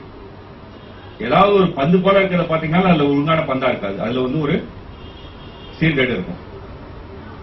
மழைக்காலம், மழை பெய்தா? இல்ல. இன்னைக்கு மழை வரும் நீங்க நினைச்சிருக்கீங்க, ஆனா மழை வராது. என்னைக்கு மழை வராதுன்னு நினைக்கிறீங்களா அன்னைக்கு மழை வரும் இல்லையா. அதாவது பூமியில நடக்கிற எதுலையுமே நீங்க வந்து ஒரு ஒழுங்கு தன்மையை நீங்க பார்க்க முடியாது. ஆனால் நிலவு 29.5 நாள்ல, அதாவது நம்ம சக்கரை குறை 30 நாள்ல ஒரு வளர்ப்பிறை தேய்பிறை சக்கரத்தை சுத்துமா? முன்னாடியும் சுத்தும், இன்னைக்கும் சுத்தும், நாளைக்கும் சுத்தும் அப்படின்னு அன்னைக்கு நினைச்சிருந்தாங்க. தவிர அது வேற விஷயம். இனியும் சுத்தும் இல்லையா. அதாவது பிரபஞ்சத்தில் இருக்கக்கூடிய எல்லாம் ஒரு ஒழுங்கமைப்போட இருக்கு. அதே மாதிரி விண்மீன்களை பாத்தீங்கன்னு சொன்னா, இன்னைக்கு ஒரு விண்மீன் உங்க தலைக்கு நேர இரவு 8 மணிக்கு தெரிஞ்சிச்சுன்னு சொன்னா, நாளைக்கு வந்து 7:56 தெரியும். சரியா ஒரு வருஷம் கழிச்சு சரியா தலைக்கு மேல 8 மணிக்கு தெரியும். சோ விண்மீன்களுடைய பாதையில எந்த விதமான இதுவும் இல்லை, எல்லாம் ஒழுங்கானது. இங்க எல்லாமே கேடுகட்டது. ஏன் நம்ம எல்லாம் பாவிகள், ஒரிஜினல் சின் இல்ல, இதெல்லாம் வந்து இன்வால்வ் ஜோக்கிங், ஒரிஜினல் சின். அதனால பூமியில எல்லாமே அது மேல போக போக நீங்க வந்து சொர்க்கத்துக்கு அது பக்கத்துல போறீங்க. அதனால எல்லாமே சரியானது. இதுல என்ன ஆச்சுன்னு சொன்னா, கெப்லர், எல்லாருக்கும் தெரிஞ்ச கெப்லர், அவர் வந்து திடீர்னு ஒரு நாள் இரவுல அது வரைக்கும் தெரியாத ஒரு விண்மீனை பார்த்தார். அதுக்கு அவர் பேர் வந்து நோவா அப்படின்னு வச்சாரு. நோவானா புதுசு இல்லையா, அது பேர் நோவான்னு வச்சாரு. கெப்லஸ் நோவான்னு அது பேர். பட் விண்மீன்களுக்கு இடையில எப்படி புதுசா ஒரு விண்மீன் வர முடியும்? வர முடியுமா? நம்பிக்கை தானே பெருசு, விஞ்ஞானம் பெருசு இல்ல. அதனால அன்னைக்கு இருக்கிற நம்பிக்கைவாதிகள் என்ன பண்ணிட்டாங்கன்னு சொன்னா, இது வந்து விண்மீனே இல்ல, இது வந்து வானத்துல இது மின்னல் வருது இல்ல, அது மாதிரி நம்ம பூமியோட வானத்துல ஏற்படுற ஒரு விஷயம் அப்படின்னு சொல்லிட்டாங்க.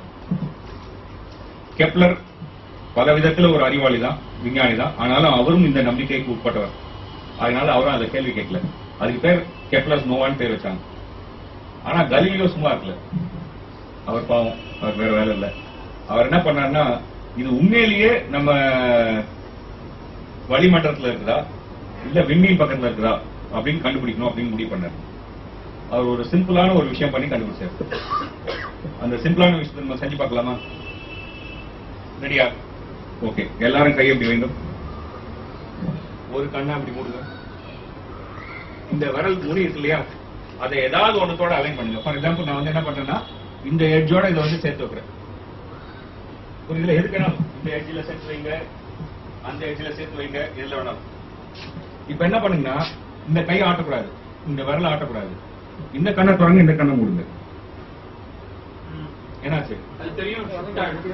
விரல் ஷிஃப்ட் ஆயிடுச்சு இல்ல, அது மட்டும் போறாது. இப்ப அடுத்த ஸ்டெப், இதே விரல பாதி அளவு கொண்டு வாங்க. இப்படி ஃபுல்லா வச்சிருந்தீங்க இல்லையா, அதை பாதியா மடக்கி வைங்க. அதே மாதிரி பண்ணி பாருங்க, என்ன ஆகுது? ஷிஃப்ட் அதிகமாகும். ஓகே, நான் மேல வந்து நிலா இருக்கு, நான் வந்து ரோம்ல இருக்கேன், நிலாவை பாக்குறேன். நிலாவுக்கு பின்னாடி இருக்கக்கூடிய விண்மீன் அங்க தெரியுது எனக்கு, ரைட்? ரோம்ல இருந்து நான் வந்து வெனிஸ் வந்துட்டேன், நிலாவை பாக்குறேன். இப்ப நிலா எங்க தெரியும்? அதே விண்மீன் பக்கத்துல தெரியாது, வேற விண்மீன் பக்கத்துல தெரியும். சோ இந்த ஷிஃப்ட் இருக்கு இல்லையா, இந்த ஷிஃப்ட்டுக்கு பேர் பேரலக்ஸ். நிலாவுக்கு கீழே இருந்தா என்ன ஆகணும்? இந்த ஷிஃப்ட் அதிகமா இருக்கும். நிலாவுக்கு மேல இருந்தா என்ன ஆகணும்? ஷிஃப்ட் கம்மியா இருக்கும். கலீலியோ என்ன பண்ணாருன்னா, அவ்வளவுதான் பண்ணாரு. போய் அந்த நோவாவை 2 இடத்துல இருந்து பார்த்தாரு. ஷிஃப்ட் அதிகமா நிலவை விட ஷிஃப்ட் கம்மியான்னு பார்த்தாரு. ஷிஃப்டே கண்டுபிடிக்க முடியல. அப்படின்னு சொன்னா விண்மீன் 3 நிலவு பக்கத்துல நிலவை தாண்டி தாண்டி தாண்டி தாண்டி தாண்டி இருக்கணும் அப்படின்னு கண்டுபிடிச்சாரு. இந்த நோவாங்கிற பேர் வந்தது காரணம் வந்து கெப்லர் அதுக்கு நோவா அப்படின்னு பெயர் கொடுத்ததுனால, பின்னாடி நமக்கு தெரிய வந்து இது வந்து ஆக்சுவலா ஒரு விண்மீன் வெடிப்புனால வந்ததுங்க. சாதாரண விண்மீன் வெடிச்சா நோவா, பெரிய விண்மீன் வெடிச்சா சூப்பர் நோவா. சாதாரண ஆள் செத்து போனா சாவு, பெரிய ஆள் செத்து போனா அவ்வளவுதான் விஷயம். Right? So that's all it is. Okay, so இது பேர் வந்து 1997 FF இதுக்கு பேரு, இந்த சூப்பர் நோவாக்கு பேரு. ஆமா, அந்த வருஷத்துல கண்டுபிடிக்கப்பட்டது. பூமியே இருக்குல்ல, நம்ம விண்வெளியில வந்து ஞானியா இருக்கணும்னு அவசியம் இல்ல, சாமியாரா இருக்கணும்னு அவசியம் இல்ல. முற்காலம் தெரிஞ்சுக்கொள்ள விஞ்ஞானியா இருந்தா போதும், தொலைநோக்கில் இருந்து கண்டுபிடிச்சலாம். சோ அவ்வளவு நாள் முன்னாடி பூமி இருக்குல்ல, மனுஷன் இருக்குல்ல, யாருமே இருக்குல்ல, சூரியனே இருக்குல்ல, சூரியனே இருக்குல்ல, அப்போ நடந்த விஷயம். ஓகே, சோ எனியோ, சோ நம்ம என்ன சொன்னோம்? இதனுடைய ஒளி, இதனுடைய உண்மையான ஒளி என்னவா இருக்கணும் அப்படிங்கறத கம்பேர் பண்ணி இது எவ்வளவு தொலைவில் இருக்கு அப்படின்னு நம்ம கணக்கு போடலாம். இது ஒரு வகையான கணக்கு. 2வது கணக்கு என்ன போடலாம்னு சொன்னா, இது அவ்வளவு தொலைவா இருந்ததுன்னு வச்சுக்கோங்க, அப்ப என்ன அர்த்தம்? நம்மிடம் இருந்து விலகி போகுதுன்னு அர்த்தம் இல்லையா? பிரபஞ்சம் விரிவடைகிறது ஏற்கனவே சொன்னேன் இல்லையா? ஸோ அந்த விரிவடைதுன்னா என்ன ஆகும்? அது நம்ம விட்டு ஓடி போகுது. ஸோ நம்ம விட்டு ஓடி போகுதுன்னா என்ன அர்த்தம்? அதுல ரெட் ஷிஃப்ட் வரணும், ரைட்? அந்த ரெட் ஷிஃப்ட்டை வச்சு நம்ம அது எவ்வளவு தொலைவு இருக்குன்னு கால்குலேட் பண்ணலாம். போட்டா ரெண்டும் ஒத்து போகுது. அதாவது ரெட் ஷிஃப்ட் படி இது எவ்வளவு தொலைவில் இருக்கணுமோ அந்த தொலைவில் எவ்வளவு பிரகாசமா இருக்கணுமோ அதை விட மங்கலாக இருக்கு. அதாவது ரெட் ஷிஃப்ட் படி இந்த பொருள் எவ்வளவு தொலைவில் இருக்கணுமோ அந்த தொலைவில் இப்படி வெடிச்சிருந்தா எவ்வளவு பிரகாசமா இருக்கணுமோ அந்த பிரகாசத்தை விட மங்கலாக இருக்கிறது. ஏன் மங்கலாயிடுச்சு? அதாவது இது வெடிச்சப்போ ஒளி புறப்பட்டு வந்துச்சு, பிரபஞ்சம் உள்ளதான் இருந்தது. இப்போ பிரபஞ்சம் விரிஞ்சு போச்சு, இங்க வரும்போது அது சிவப்பா மாறிடுச்சு. எவ்வளவு சிவப்பா மாறி இருக்கு என்பதுல இருந்து நம்ம அதோட தொலைவை கால்குலேட் பண்ணலாம். அப்படி கால்குலேட் பண்ணா ஒத்து வரல. ஏன் ஒத்து வரல? எப்போ ஒத்து வரும்? பிரபஞ்சத்தினுடைய விரிவடைதல் என்பது யூனிஃபார்ம்னாக்க யூனிஃபார்ம் வெலாசிட்டி, சமச்சீரா இல்லாம முடுக்கு வேகத்தில் இருந்தது என்று சொன்னால் சேர்த்து வராது, ஒத்து வராது. அதாவது ஒரே வேகத்தில் விரிவடையாமல் ஆரம்பத்தில் வேக வேகமா விரிவடைஞ்சது என்று சொன்னால் இது வந்து இப்படி வேறுபாடு நமக்கு தெரியும். இந்த டிம்னஸ் வந்து நம்மளால விளக்க முடியும். புரியுதுலையா? இந்த பிரகாசம் இருக்கணும், ஆனா இந்த டிம்னஸ் இருக்கு. ஏன்னு சொன்னா வேகமா விரிவடைஞ்சு போயிடுச்சு பிரபஞ்சம். எப்படி பிரபஞ்சம் அவ்வளவு வேகமா விரிவடைஞ்சது? அதுதான் கேள்வி. எந்த பொருள் அல்லது எந்த ஆற்றல் பிரபஞ்சத்தை இப்படி வேகமா விரிய வச்சு? எப்படி நம்மால வந்து அந்த கொடைராட்டனம் சுத்துவது போல கேலக்சி சுத்துவதுல இருந்து டார்க் மேட்டர்னு சொன்னோமோ அதே மாதிரி இந்த எக்ஸ்பான்ஷன், இந்த ஆக்சலரேட்டட் எக்ஸ்பான்ஷன், இந்த இன்ஃப்ளேஷன் சொல்லுவாங்க. இப்போ வந்து யூனிவர்ஸோட எக்ஸ்பான்ஷன் ரொம்ப வேகமா விரிவடைஞ்சிட்டு இருக்கு. அதாவது நம்ம ரெண்டு விதமா பார்க்கலாம். ஒண்ணு, பிரபஞ்சத்தில் இருக்கக்கூடிய பொருட்கள் எல்லாம் இருக்கு. இந்த பொருட்கள் எல்லாம் கிராவிடேஷனல் சக்தியில வந்து ஒன்னு ஈர்த்து வச்சுக்கும். ஓகே, சோ ஆரம்பத்துல இருந்த ஒரு இன்ஸ்பிரேஷனால எல்லாம் விரிஞ்சு போகுது. அப்ப விரிஞ்சு போகும்போது நான் காலம் போக போக அந்த விரிதல் என்பது கம்மியாயிட்டே போகணும். ஏன்னா கிராவிட்டி பிடிச்சி இருக்கும் இல்லையா? சோ அதனால ஸ்லோ ஆகிட்டே போகணும், ரைட்? அப்படி ஸ்லோ ஆகாம வேகமா போகுது என்று சொன்னால் ஏதோ ஒண்ணு புஷ் பண்ணுது, விலக்குகிறது.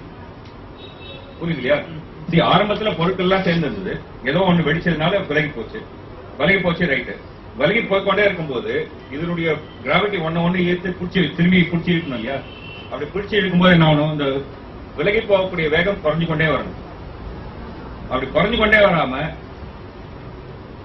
அதிகமாயிட்டே போகுதுன்னு சொன்னா ஏதோ ஒண்ணு இந்த விலகி போகின்ற வேகத்தை இது பண்ணுது, ரிப்பல் பண்ணுது. தட் இஸ் எதிர் திசையில விலக்கு விசையை செய்கிறது. எந்த ஆற்றல் இந்த விலக்கு விசையை செய்கிறது அப்படிங்கறதுதான் புரியாத புது ஒரு கேள்வி. தியரி வந்து பிரபஞ்சம் விரிவடைஞ்சுக்கிட்டே போகும், ஒரு கட்டத்துல நின்றுட்டு திருப்பி சுருங்கிட்டே வரும். Then again opposite of அந்த பெருவெடிப்புக்கு ஆப்போசிட் திருப்பி கண்டென்ஸ் ஆன உடனே திருப்பி பட்டார்னு வெடிக்கும். அது எப்படின்னு சொன்னாக்க, நம்ம இந்த டார்க் எனர்ஜிலாம் இல்லைன்னு வச்சுப்போம். இப்போ ஒரு மேட்டர் இருக்கு, அந்த மேட்டர்ல அது விரிவடைந்தே போகுது. ஒரு குறிப்பிட்ட அளவு உங்களுக்கு நிறை இருந்ததுன்னு சொன்னா ஒரு குறிப்பிட்ட காலத்துல இந்த நிறை வந்து இந்த வேகத்தை வந்து கட்டுப்படுத்தி நிறுத்தின பிறகு என்ன ஆகும்? வேகம் இல்லை. சோ அப்ப வந்து நிறை வந்து கிராவிட்டி வந்து புல் பண்ண ஆரம்பிச்சு சுருங்கும். சப்போஸ் இந்த நிறை வந்து கொஞ்சம் கம்மியா இருந்ததுன்னு வச்சுக்கோங்க, அப்ப என்ன ஆகும்? இந்த விரிவடைதல் ஸ்லோவா நடந்துட்டே இருக்கும், பட் ரொம்ப ஸ்லோவா நடக்கும். இப்போ உதாரணமா 1/2, அடுத்தது 1/4, அப்புறம் 1/16, 1/32 குறைஞ்சிட்டே தான் போகுது. பட் ஒரு பீரியடுக்கு மேல அந்த குறைதல் என்பது ரொம்ப கம்மியாயிடுது இல்லையா? அதே மாதிரி இந்த எக்ஸ்பான்ஷன் என்பதும் எக்ஸ்பான்ஷன் இருக்கும், பட் ரொம்ப கம்மியா இருக்கும். புரியுது இல்லையா? சோ அது ரெண்டாவது பாசிபிலிட்டி. இதெல்லாம் வேரியஸ் பாசிபிலிட்டிஸ். பட் நமக்கு என்ன தெரியுது இப்ப ஆக்சுவலா என்று சொன்னால், இதெல்லாம் எல்லாமே ஆக்சுவலா விரிவடையுது அதிகமா. ஏதோ ஒண்ணு இது எல்லாத்தையும் புஷ் பண்ணி விலக்குது. சோ எது விலகுகிறது என்பதுதான் இது வந்து டூ ஸ்மால் டு டாக். நம்ம வந்து பிரபஞ்ச அளவுல பேசுறோம். சோலார் சிஸ்டத்துல வந்து எக்ஸ்பான்ஷன் என்று நம்மளால பேச முடியாது. இந்த இதுல நம்ம பிரபஞ்சம்ங்கிற ஒரு in solar system we will see a different thing. For example, in solar system outer planets are moving away, migrating away. Inner planets are moving towards sun. வருஷத்துக்கு 3 சென்டிமீட்டர் வரை ஓடிட்டு இருக்கு. That's a different phenomena. நம்ம வந்து local effect வந்து strong. நான் ஏற்கனவே சொன்ன அந்த கண்ணாடியில தண்ணியும் கடல்ல தண்ணியும் கேஸ் தான். நம்ம பிரபஞ்சத்தை பொறுத்த வரைக்கும் சூரிய குடும்பம்ங்கிறது வந்து ஒரு கண்ணாடியில இருக்கிற கிளாஸ்ல இருக்கிற தண்ணி கூட இல்ல, ஒரு டீஸ்பூன்ல இருக்கிற தண்ணி தான். டீஸ்பூன்ல இருக்கிற தண்ணி கூட இல்ல, ஒரு டெஸ்ட் டியூப்ல இருக்கிற தண்ணி தான். ரைட். ஸோ அதை கம்பேர் பண்ணும்போது ஸோ இதோட எஃபெக்ட் எல்லாம் வந்து இங்க நமக்கு தெரியாது. ஸோ இது வந்து ரெண்டாவது பாஸ்டுலேஷன். எதனால் பிரபஞ்சம் இந்த மாதிரி விலகி கொண்டு ஓடுகிறது இந்த எக்ஸ்ட்ராவா அப்படிங்கிறது வந்து ஏதோ நமக்கு இது வரைக்கும் தெரியாத ஒரு energy, that is called dark energy என்ற எனர்ஜி இருக்கிறது. அந்த எனர்ஜினால தான் இந்த அதாவது இந்த பிரபஞ்சம் விரிவடைஞ்சு இங்க ஸ்லோவாச்சு. இங்க ஸ்லோவான பிறகு திடீர்னு ஒரு அடுத்த வேகத்துல விரிவடையுது. இதுதான் நம்ம பார்க்கிறோம். நார்மல் எனர்ஜி நார்மல் மேட்டர்ல டசன்ட் ஈக்குவல். நார்மல் எனர்ஜி நம்ம தெரிஞ்சு 4 நாள் தான். இல்ல நான் சொல்றது வந்து normal matter can be converted into normal energy. Normal energy can be converted into normal matter. அது மாதிரி இந்த டார்க் எனர்ஜி டார்க் மேட்டருக்கு ஏதாவது ரிலேஷன்? ஒண்ணுமே தெரியல நமக்கு. அதான் தான் டார்க். என்னன்னு தெரியல, அது எப்படி பிஹேவ் பண்ணும் தெரியல, பட் ஏதோ இருக்குன்னு மட்டும் ஏதோ இருக்கு அப்படிதான் தெரிஞ்சு இப்போதைக்கு. சோ நமக்கு இப்ப தெரிஞ்ச விஷயம் என்ன என்று சொன்னால் இவ்வளவுதான். அதாவது ஹெவி எலிமெண்ட்ஸ் சொன்னா இரும்பு, தங்கம், வைரம், வாட்டர். வைரம் இல்ல, வைரம் வந்து எலிமெண்ட் இல்ல, கார்பன். அது வந்து 0.03% தான் பிரபஞ்சத்துல. நியூட்ரினோஸ் வந்து ஒரு 0.3%. அதாவது நியூட்ரினோ என்பது இதை விட அதிகம். ஸ்டார்ஸ் 0.5%. Hydrogen and helium 4%. ஸ்டார்ஸை விட அதிகம். டஸ்ட் பொருட்கள்லாம் அதிகம். Dark matter 25%. இதே டார்க் எனர்ஜியை மேட்டர் போல நம்ம ட்ரீட் பண்ணோம்னு சொன்னா 70% டார்க் எனர்ஜி. சோ சட்டேறக்குரிய 95% பிரபஞ்சத்தை பத்தி நமக்கு இன்னைக்கு தெரியாது. That is what we are. So large hadron collider நம்ம டெமன்ஸ் அண்ட் ஏஞ்சல்ஸ் அண்ட் டெமன்ஸ்ல பார்த்திருக்கோம் இல்லையா? அது ஏதோ கல்லியோ அந்த மாதிரி கதைலாம் இல்ல. சிம்பிளி இதனுடைய ஒரு பணி இப்படிப்பட்ட டார்க் மேட்டர் இருக்கிறதா, டார்க் எனர்ஜி இருக்கிறதா என்று ஆராய்வதும் இதனுடைய ஒரு பணி. இதே மாதிரி நிறைய ஆய்வுக்கூடங்கள் வந்து உலகத்தில் இன்னைக்கு வந்து இந்த வேலையில் ஈடுபட்டு வராங்க. Including the one that is going to be there in Ooty. அந்த இந்தியன் நியூட்ரினோ அப்சர்வேட்டரி, INO என்று சொல்லக்கூடிய இந்தியன் நியூட்ரினோ அப்சர்வேட்டரி என்று சொல்லக்கூடியதும் இந்த ஆய்வில் ஒரு பங்கு வகிக்கப் போகிறது. ஓகே, இதுதான் அந்த லார்ஜ் ஹேட்ரான் கொலைடர் வந்து இப்படிதான் இருக்கும். ஓகே, இது பூமிக்கு அடியில் இருக்கும், பூமிக்கு மேல இருக்காது. இது வந்து ஜஸ்ட் ஒரு பூமிக்கு அடியில் இருக்கும். சோ யார் இந்த கேள்விக்கு பதில் சொல்ல போகுது அப்படின்னு சொன்னா நான் இல்லை.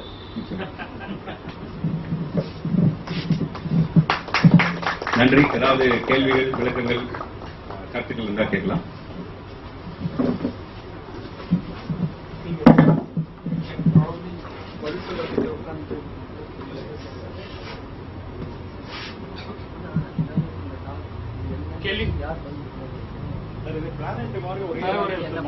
டிஃபரெண்டா இருக்குமா? இதெல்லாம் பிளானட் மாதிரி ஒரே மாதிரி சுத்துமா, இல்ல டிஃபரெண்ட் பிளேசஸ்ல இருக்குமா? ஒண்ணு சரி, அந்த மாதிரி இருந்தா பிரேக்கப் இருக்கு இல்லையா, இது வந்து கைரோ எஃபெக்டுக்கு வருமா? இது ரெண்டும் ஆக்சுவலா நீங்க கைரோ எஃபெக்ட் சொல்லறதா வந்து டைமென்ஷன்ல ஏதாவது எஃபெக்ட் சுத்துது, இன்னொன்னு சுத்துது, தேர்ட் இதை சுத்துறதால இந்த எஃபெக்ட் கொடுக்கலாம். இல்ல அந்த மாதிரி சுத்தறதுனால இந்த எஃபெக்ட் வராது, அது நமக்கு நல்லா தெரியும். ஓகே, பட் இந்த சோ இந்த இப்ப நம்ம வந்து ஒரு கேலக்சி இருக்கும். அந்த கேலக்சி வந்து குடராட்டின மாதிரி சுத்துது. ஆனா நமக்கு தெரிஞ்ச இயற்பியல் நடைமுறையில குடராட்டின மாதிரி சுத்தக்கூடாது. அதுல நடுவுல இருக்கக்கூடிய விண்மீன்கள் வந்து வேகமா சுத்தணும், விளிம்புல இருக்கக்கூடிய விண்மீன்கள் வந்து மெதுவா சுத்தணும். அப்படி சுத்தல, எல்லாம் வந்து ஆல்மோஸ்ட் ஒரே வேகத்துல சுத்துது. அது குடராட்டின மாதிரி சுத்துது. அப்படின்னு சொன்னா நான் சொல்றது ஆங்குலர் ரொட்டேஷன், குடராட்டின மாதிரி சுத்துது. ஸோ அப்படின்னு சொன்னா ஏதோ ஒன்று அதை அப்படி சுத்த வைக்குது. இதுக்கும் கைரோ எஃபெக்டுக்குலாம் எந்த சம்பந்தமும் கிடையாது. இது வந்து பியூர்லி மாஸ் அண்ட் ரொட்டேஷன், அதாவது கெப்லர்ஸ் லா, நியூட்டன்ஸ் லா நம்ம சொல்லக்கூடிய அதுதான். ரைட், அவ்வளவுதான். அதோட தான் சம்பந்தம் உள்ளது. ஸோ இப்போ ஸ்டார்டிங் பாயிண்ட் வந்து 0 எடுத்துக்கலாம். அது ரொட்டேட் ஆகி கம்ப்ளீட் ஆகுது. இட்ஸ் அபவுட் 26,500 இயர்ஸ் ஆகுது. எவ்ரி டே எவ்ரி இயர் வந்து கொஞ்சமே வருது. அந்த மாதிரி குறையிறது இந்த ஸ்டாருக்கும் உண்டா? என்ன குறையுது? அந்த சேம் அந்த 0 டிகிரி டு 360 டிகிரிஸ் கம்ப்ளீட் ஆகுது. இல்லை அந்த கம்ப்ளீட் வந்து அந்த இயர் முடியணும் இல்லையா? ஆனா முடிய மாட்டேங்குது. அதெல்லாம் we say difference in directions நம்ம சொல்றோம். அந்த மாதிரி ஸ்டாருக்கும் உண்டா? எதுல 365 டேஸ் வரல எனக்கு புரியல. See இப்போ வந்து ஃபார் எக்ஸாம்பிள் சூரியன் வந்து நம்ம கேலக்சியுடைய பால்வெளி மண்டலத்துடைய மையத்தை சுத்துவதற்கு 2300 லட்சம் வருஷம் எடுக்கும். ஆமா, ரைட். சட்டை புரிய அது வந்து same starting point same ending பாயிண்ட்டும் ஒரே இடத்துல முடியணும். ஆமா. ஆனா முடியாது. சில டிஃபரன்ஸ் இன் டைமிங்ல தான் வருது. எதுல வருது அது மாதிரி? நீங்க இங்க ஸ்டார்ட் பண்ணோம், அடுத்த வருஷம் பார்த்தீங்கன்னா கொஞ்சம் தள்ளி வரும், அடுத்த வருஷம் பார்த்தா கொஞ்சம் தள்ளி, இந்த மாதிரி 26,000. ஓ, நீங்க சொல்றது வந்து வேற. நீங்க சொல்றது வந்து பூமியினுடைய அச்சினுடைய precision. அதே மாதிரி அதுக்கும் உண்டான்னு Right. Okay.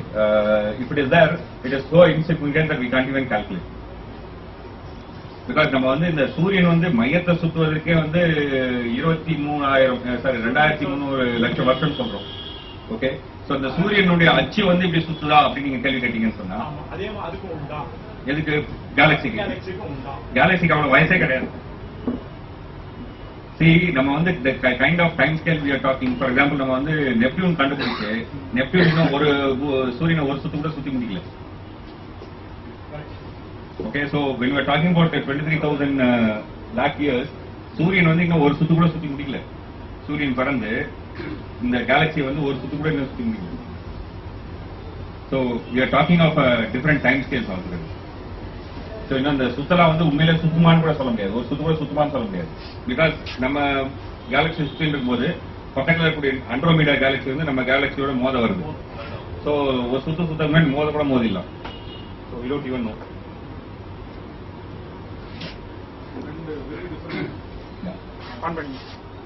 ரெண்டு வெரி டிஃபரெண்ட் கேள்வி. First, do we know the hot gases, supernova, stars, all this thing, dark matter? Do we have any temperature range on these things? இந்த temperature ல இருக்கு, இது வேற temperature ல இருக்கு, அந்த மாதிரி. What is the variation there? No, see, when we are talking about X-ray gases, in terms of, see, there are two kinds of temperature. அது ஒன்று நம்ம புரிஞ்சுக்கணும். அது ஒரு விஷயம் வந்து விளக்கிறேன். இப்போ நம்ம சாதாரணமா நம்ம டெம்பரேச்சர்னு சொல்லும்போது நம்ம வந்து இந்த சூடான அந்த காஃபில இருக்கிற டெம்பரேச்சர்னு சொல்லுவோம். ரைட்? இயற்பியல்ல வந்து நம்ம இதை பத்தி பேசுறது. இப்போ ஒரு பொருள் வந்து எவ்வளவு சலனம் செய்கிறதோ that becomes temperature. For example, பூமியினுடைய வளிமண்டலத்தில் இருக்கக்கூடிய மேல் பகுதி இருக்கு இல்லையா, that is supposed to be even hotter. But நீங்க அங்க போய் நின்னா ஹாட்டா இருக்குமான்னு கேட்டா ஹாட்டா இருக்காது. ஏன்னு சொன்னா அங்க வந்து so thin atmosphere that it won't even affect your body. அந்த தெர்மாமீட்டர் வச்சீங்கன்னா தெர்மாமீட்டர்ல நீங்க வந்து அந்த ஹாட்னஸ் பார்க்க முடியாது. பட் தென் எதுல பார்க்க முடியும்? It will emit infrared rays in a particular frequency, which is an indication of a particular temperature in terms of physics. So similarly, X-ray emit பண்ணிச்சுன்னு சொன்னா that means that object is in a particular temperature. அதாவது குறிப்பிட்ட ஒரு வெப்பநிலையில் இருக்கும்போது ஒவ்வொரு பொருளும் ஒவ்வொரு விதமான மின்காந்த அலையை வெளியிடும். ரொம்ப நம்ம என்ன சொல்லுவோம்னு சொன்னாக்கா கூலா இருக்குது. இப்போ டஸ்ட் எல்லாம் வந்து cool particle compared to let's say stars. So dust வந்து என்ன பண்ணுன்னு சொன்னா it will emit infrared rays. But some stars are much more hotter than our sun. Then it will emit more ultraviolet rays. Right? So எந்த மின்காந்த அலையில வந்து energy வெளில வருதோ அது வந்து அந்த பொருளினுடைய டெம்பரேச்சருடைய குறியீடு என்று நம்ம வந்து இயற்கையில் இருக்கிறோம். ஸோ இது வந்து நம்ம சாதாரணமா காஃபி சூடு அப்படிங்கிறதோட இது பண்ண முடியாது. பிகாஸ் நம்ம வந்து இங்க வந்து ஒரு ஆட்டம்னுடைய வைப்ரேஷன்ஸை வச்சு நம்ம பேசணும். So அதோட follow is that the dark matter is not emitting any electromagnetic radiation. As far as we know. Is it absorbing electromagnetic radiation? Because that's what the dark matter generally does. அதனால is there dimming of the stars behind, galaxies behind? No. Do you have any effect? They don't seem to. அதான் இல்ல இன்டராக்ஷனே இல்லை. அதனால தான் அது பேர் கோழைன்னு வச்சிருந்தோம், whims. See, அவ்வளவு டார்க் மேட்டர் இருந்தா if it is going to affect, then it should reduce. நம்ம பக்கத்துல இருக்கக்கூடிய கேலக்சியினுடைய ஒளி அளவு வந்து ரொம்ப கம்மி பண்ணும். கம்மியா பண்ணலையே. நம்ம எதிர்பார்க்கிற அளவு அந்த கேலக்சி ஒளிய வெளில விடுது. தொலைவில் இருக்கிறதெல்லாம் விட்டுருங்க, நம்ம பக்கத்தில் இருக்கிற கேலக்சி எடுத்தோம்னு சொன்னா அதில் ஒன்றும் பண்ணல. So it seems to be not interacting almost with electromagnetic rays or any known matter. But it's having a gravitational effect. It having a gravitational effect. But gravity should affect electromagnetic. That is why I am saying that there is weak gravitational lensing. See, அந்த dark matter இருக்கக்கூடிய பகுதியில அதுக்கு பின்னாடி இருக்கக்கூடிய விண்மீன் வந்து ஒளி வட்டமா தெரியுது. நம்ம விண்மீன் இல்ல வான் பொருள் ஒளி வட்டமா தெரியுது. சோ அப்ப வந்து அங்க ஏதோ நம்ம கண்ணுக்கு தெரியாத ஒரு நிறை உள்ள பொருள் இருக்கு தெரியுது. So that is affecting, yes, light rays in this fashion. That is what we call as weak gravitational lensing. நமக்கு ஒரு galactic cluster இருக்கும்போது அது strong gravitational lensing. நமக்கு தெரியும் அங்க கிளஸ்டர் இருக்கு, அதுதான் வளைக்குதுன்னு. பட் கிளஸ்டரே இல்லாத போது, அங்க வந்து இடையில கிளஸ்டரே இல்லாத போது அல்லது பெருமளவுக்கு நமக்கு தெரிஞ்ச நிறைய இல்லாத போது அங்கேயும் நம்ம வந்து இந்த ஐன்ஸ்டைன் ரிங் அப்படின்னு சொல்லுவோம். அது பேரு அந்த ஐன்ஸ்டைன் ரிங்கை நம்ம பார்க்கறோம். ரிங் இல்ல, அந்த ரிங்கோட பார்ட்டை பார்க்கறோம். அப்படின்னு சொன்னா நடுவில் நமக்கு கண்ணுக்கு தெரியாத ஏதோ ஒரு நிறைய இருக்குன்னு அர்த்தம்.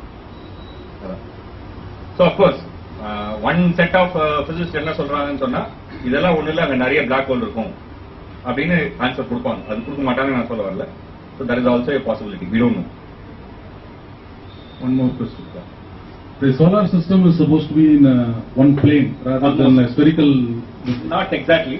So okay. Almost a plane. No, if you talk about 7 planets, they are in one plane. Almost, yeah.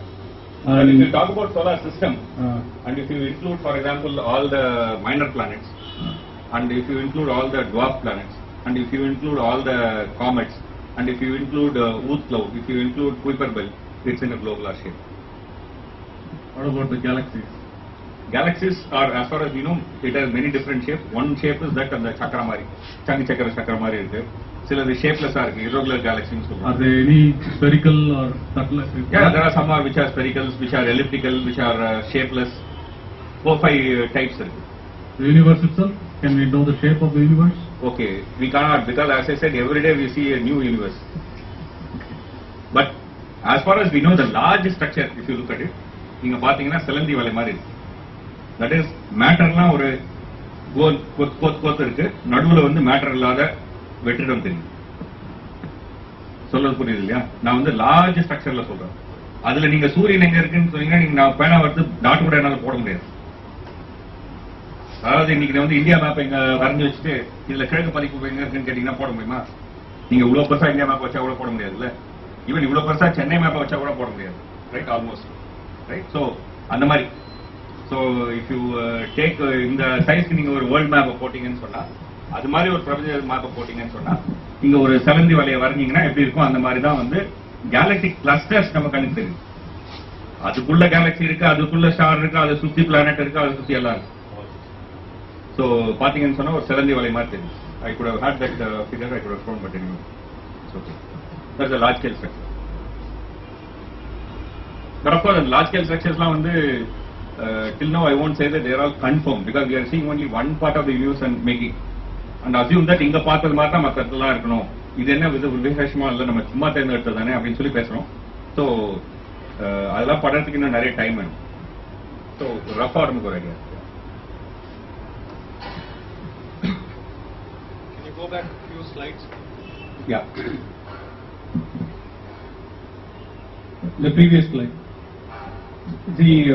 Why do you say this is negative pressure? Yeah. See, pressure is, so negative pressure is விலக்குத்தன்மை. So pressure always has a compression. இங்க வந்து decompression இருக்கு. So this seems to have what we call as negative pressure. There is again physics language location, so it seems to have negative pressure. That is, it makes things to go away rather than pressurized. That's why it's called as negative pressure. You talked about this Chandra X-ray Observatory. It's named after this scientist. Yes. It's in India, is it? No, it's an American satellite. It's named after the Subramanian Chandrasekhar in honor of his great contribution. It's the Chandra X-ray Observatory. Maybe one lesson we should learn, not to be jingoistic. Anyway. Thanks.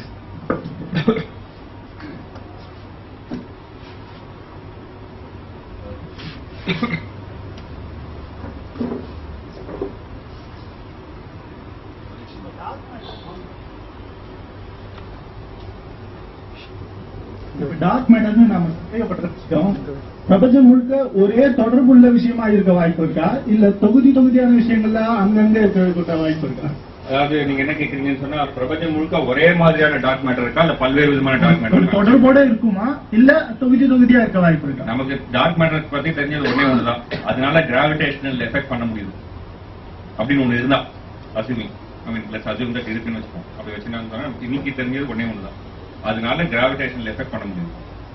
And அதனால electro magnetic ரேஸ்க்கு எந்த விதமான அல்லது நமக்கு தெரிஞ்ச அளவுக்கு எந்த விதமான பாதிப்பு இல்லை, அது எலக்ட்ரோ மேக்னெட்டிக் ரேஸை வெளிவிடுது. இதை தவிர நமக்கு வேற எதுவும் தெரியாது. எந்த விதத்துக்கும் கூட நம்மளால கணிக்க முடியல, எது அது எந்த விதத்துல இருக்கும்னு கூட நம்மளால கணிக்க முடியல. தெரியாது, நமக்கு தெரியாது. That's all we have to find out. Black ஹோலுக்கும் இதுக்கும் இருக்கிற வித்தியாசத்தை கொஞ்சம் விரிவா சொல்லுங்க. ஓகே, பிளாக் ஹோல்ங்கிறது வந்து நமக்கு தெரிஞ்ச இயல்பான மேட்டர் தான். ஆனா அந்த மேட்டர் வந்து என்ன ஆகுதுன்னு சொன்னா நமக்கு கண்ணுக்கு தெரியாம இருக்கு. அது எப்படின்னு வேணா ஒரு சிம்பிளா விளக்குது. இப்போ நம்ம ஒரு கல்லை தூக்கி போடுறோம், கல் என்ன ஆகுது? திரும்பி போகுது. இன்னும் வேகமா தூக்கி போடுறேன், என்ன ஆகும்? இன்னும் கொஞ்சம் உயர போய் கீழே விடும். சற்றேறக்குறைய 11.2 km/s அப்படிங்கிற வேகத்துல அந்த கல்லை நான் மேல தூக்கி போட்டேன்னா பூமியை விட்டு மேல பூமியினுடைய ஈர்ப்பு சக்தியிலிருந்து விலகி அது வந்து வெளியில போயிடும். ரைட்? சோ பூமிக்கு வந்து அந்த எஸ்கேப் வெலாசிட்டின்னு அதுக்கு நம்ம பேர் சொல்லுவோம். அதாவது என்ன சொல்லலாம், தப்பி ஓடும் வேகம் அப்படின்னு சொல்லலாம். அந்த தப்பி ஓடும் வேகம் வந்து 11.2 km/s. நான் நிலவுல இருந்தேன்னு வச்சுக்கோங்க, நான் 11.2 km/s நான் பண்ண வேண்டியதில்லை. ரஃப்லி 1/4 about 3 or 4 km/s போட்டா போதும். நிலவுடைய கிராவிட்டில இருந்து நான் தப்பிடுவேன். பட் அதே நான் வியாழன் கோள்ல இருந்தேன்னா I may have to put something like 346 km/s. ஏன்னா அதனுடைய நிறை பெருசு, அதனுடைய கிராவிட்டி பெருசு. அசியூம் ஏதோ ஒரு வான்பொருள், அதுல அவ்வளவு நிறை இருக்கு, அதுல அவ்வளவு கிராவிட்டி இருக்கு, அதனுடைய escape velocity is 3 lakh km/s.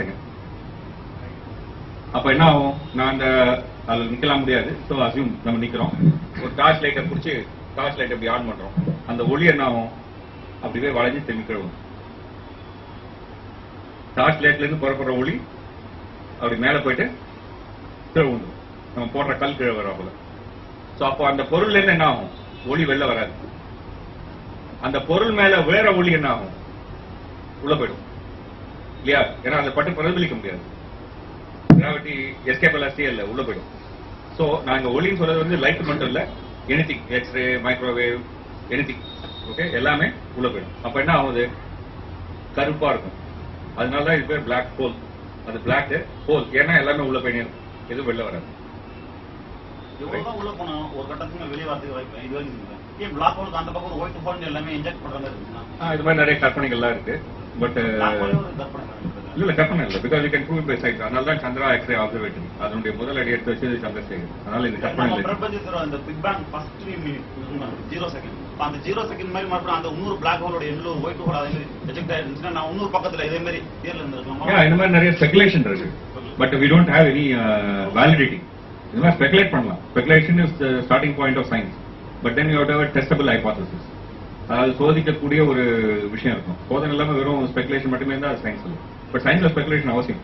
அப்படிதான் நம்ம ஆரம்பிக்கிறோம். ஸ்பெகுலேஷன் அவசியம், பட் சோதனை செய்ய முடியும். அதனால தான் விஞ்ஞானத்தை யாரும் நம்ப முடியுது. ப்ரூஃப் இருக்கிறதா நம்ப முடியும். இப்போ எனக்கு ஒரு கொஸ்டின். ஆக்சுவலா இந்த நாங்க என்ன பண்ணிட்டு இருக்கோம்னா, அந்த சுனாமி வந்தாக வார்னிங் மிஷின் எக்யூப்மெண்ட்ஸ்லாம் செட் பண்ணி வச்சுட்டு இருக்கோம். இப்போ எனக்கு இது சம்பந்தமா, அதாவது பூமியோட மோல்டன் கோர் டெக்டானிக் பிளேட் மூமெண்டால தான் எக்ஸ்ட்ரா போகுது, அதனால தான் அது அண்டர் சிவர்னு தெரிஞ்சுக்கணும் உங்களுக்கு. என்னோட கொஸ்டின் என்னன்னா, இந்த இவரோட பதிவு படிச்சுட்டு இருக்கும்போது தெரிஞ்சது அன்னைக்கு December 27th எஸ்ஜி அந்த சாஃப்ட் காமா ரிப்பீட்டர்ங்கிறாங்கல்ல, அது கிட்டத்தட்ட 50,000 லைட் இயர்ஸ் ஆப்போசிட் இருந்து ஒரு பஸ்ட் கிடந்தது. அந்த மேக்னெட் போர்ஸ் நம்மளுக்கு 27 தான் நம்மளுக்கு அஃபெக்ட் பண்ணும் சுனாமிக்கு அடுத்த நாள். ஸோ இந்த ரிலேஷன்ஷிப் மேக்னெட்டோட கோர் நம்மளோட டெக்டானிக் பிளேட் எதுவும் மூவ்மெண்ட் பண்ண முடியுமா அப்படிங்கிறதுக்கு அவர்கிட்ட அதான் டீடைல்ஸ் என்ன கேட்டுட்டே இருந்த கொஸ்டின். கடைசியில சொல்லிட்டாரு, இது நடந்தது 50,000 ஒளி வருஷத்துக்கு முன்னாடி, அன்னைக்கு தான் நம்மளுக்கே தெரியுது. இப்போ அது என்ன நடக்குதுன்னு கண்டுபிடிக்க முடியாது அப்படின்னா. அப்பதான் சரி, நம்மளோட சயின்ஸோட லாஜிக்கு கிட்டத்தட்ட 150 years தான். 50,000 லைட் இயருக்கு முன்னாடி நடந்ததாச்சு நம்மளால ஒன்றும் பண்ண முடியுங்க. இப்போ இதே மாதிரி மற்ற சாஃப்ட் காமா ரிப்பீட்டர்ங்கிற எதையுமே ட்ராக்கிங் பண்ண முடியாது நம்மளால. நம்ம கிட்டே இருக்கிற எபிலிட்டி சாஃப்ட் காமா இல்ல எனி காமா ரேஸ் விண்வெளியில இருந்து வருதுன்னு சொன்னா அது பூமிக்குள்ளேயே வராது. நான் எங்கேருந்து லைட் அடிச்சா இதை தாண்டி விக்கிட போகுமா? ஏன் போகாது? தடுப்பா இருக்கு. நான் இங்க இருந்து ரேடியோ வேவ்ஸ் பாய்ச்சினா கீழே போகுமா? ஏன் போகும்? ஏன்னா அது ஊடுருவி. அதாவது இந்த பொருள் சில மின்காந்த அலையை ஊடுருவ விடும், சில மின்காந்த அலையை ஊடுருவ விடாது. அதே போல பூமிக்கு மேல வளிமண்டலம், இந்த வளிமண்டலம் சில மின்காந்த அலைகளை ஊடுருவ விடும், சில மின்காந்த அலைகளை ஊடுருவ விடாது. கிட்டத்தட்ட நம்ம ஷார்ட்வேர் மாதிரி போய் ரிஃப்ளெக்ட் ஆகி வர மாதிரி. இல்ல ஷார்ட்வேர், நம்ம வெளியில இருந்து வரதை பத்தி பேசுறோம்.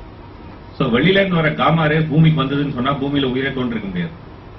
ஏன்னா எந்த மாலிகுல்ஸும் அப்போ உடஞ்சு சிதறி போயிருக்கும். மாலிகுலா ஒன்னா சேர்ந்துக்க முடியாது. நம்ம உடம்பு என்பது பெரிய மாலிகுல் இல்லையா? பல பெரிய பெரிய மாலிகுலினுடைய செயின் தான் நம்ம தொகுதி தான் நம்ம உடம்பு. ஸோ அந்த பெரிய செயின் ஆஃப் மாலிகுல்ஸே உருவாக்க முடியாது. புரோட்டீன், டிஎன்ஏ, ஆர்என்ஏ எதுவுமே உருவாக்க முடியாது. காமாரே வந்து எல்லாத்தையும் உடச்சு இந்த விஷயத்தை சொன்னோம். இதே கிட்டத்தட்ட 3 கிட்ட இருந்தா பூமியில எதுவுமே ஜெயிக்க முடியாது. ஃபார் எக்ஸாம்பிள் பாக்கெட்ல இருக்கிற கிரெடிட் கார்டு இன்ஃபர்மேஷன் கூட வைப் அவுட் ஆகிடும்.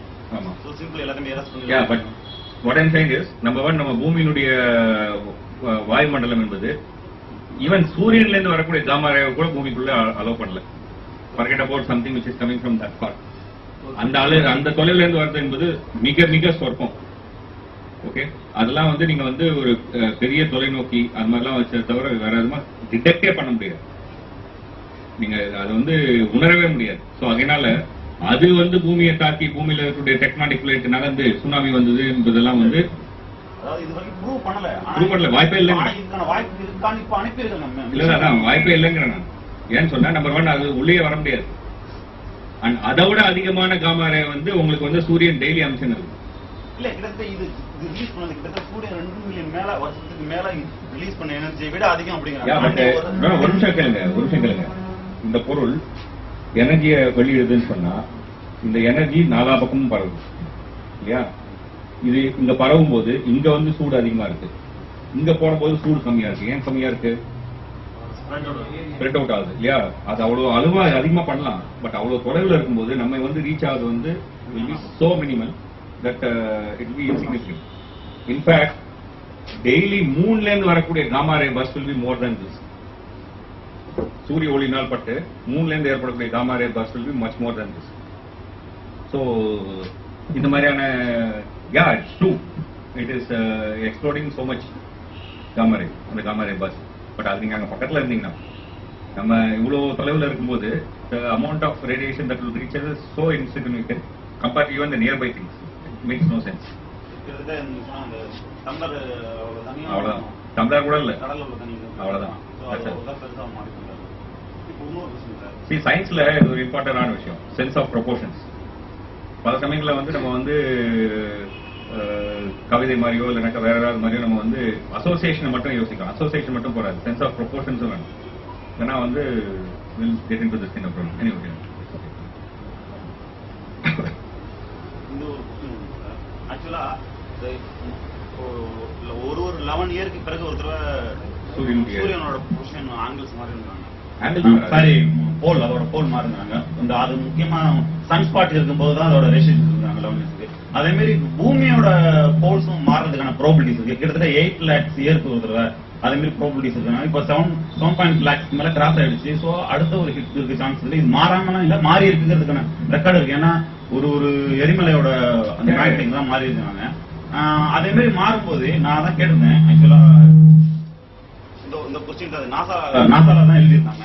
இப்போ நார்த் சவுத்தா மாறும், சவுத் நார்த்தா மாறுங்கிறாங்க. இப்போ வைஸ் வர்சா ஈஸ்ட் என்ன மாறும், வெஸ்ட் என்ன மாறும் அப்படின்னு கேட்டிருந்தேன். அதுக்கு டீடைல்ஸ் இது வரைக்கும் அந்த தான் அது போட்டு கொஸ்டின் கிட்டத்தட்ட 2000. இது என்னது? இது வந்து ஆக்சுவலா மேலையா கீழயா? மேல, நம்மளுக்கு மேலே கீழேன்னு சொல்ல முடியாது. அதே மாதிரி நான் உண்மை அதுதான், மேலே கீழேன்னு சொல்ல முடியாது. அதே மாதிரி தான் ஈஸ்ட் வெஸ்ட்னு சொல்ல முடியாது. ஈஸ்ட் வெஸ்ட்ங்கிறது வந்து ரிலேட்டிவ் தான். யாருக்கு ஈஸ்ட் யாருக்கு வெஸ்ட் அவ்வளவுதான் சொல்ல முடியும். ரைட். ஸோ நம்ம கன்வென்ஷன் எடுத்து நான் வந்து வடக்கு நோக்கி நிற்கும் போது என்னுடைய இடது கை தானே இது, வலது கை வந்து கிழக்கு நோக்கி இருக்கும் அப்படின்னு நம்ம சொல்றது வந்து ரைட். கன்வென்ஷனா எடுத்தீங்கன்னு சொன்னா நம்ம அப்படி ஆர்கியூ பண்ணிக்கலாம். ரைட். பட் அப்படி ஆர்கியூ பண்ணாம நீங்க வந்து எனக்கு கிழக்கு வடக்குங்கிறது வந்து கிழக்கு மேற்குங்கிறது வந்து எனக்கு பூமி சுத்தறதை வச்சு நான் பேச போறேன். பூமி சுத்தல மேக்னெட் போல்ங்கிறது அதான் கேட்கல, அதான் சொல்றேன். See again relative. இதே நீங்க மேலேன்னு சொல்ல முடியாது. ஏன் சொல்ல முடியாதுன்னா அமெரிக்காவில் இருக்கிற வந்து இதே டைரக்ஷனை காமிச்சா கீழேன்னு சொல்லுவோம் இல்லையா? கரெக்டா? ரைட். ஸோ அதனால நம்ம இது மேலேன்னு நம்ம உறுதியா சொல்ல முடியாது. எனக்கு மேலேன்னு வேணா சொல்லலாம். Right, fine. ஸோ நம்ம பூமி சுத்துது இல்லையா?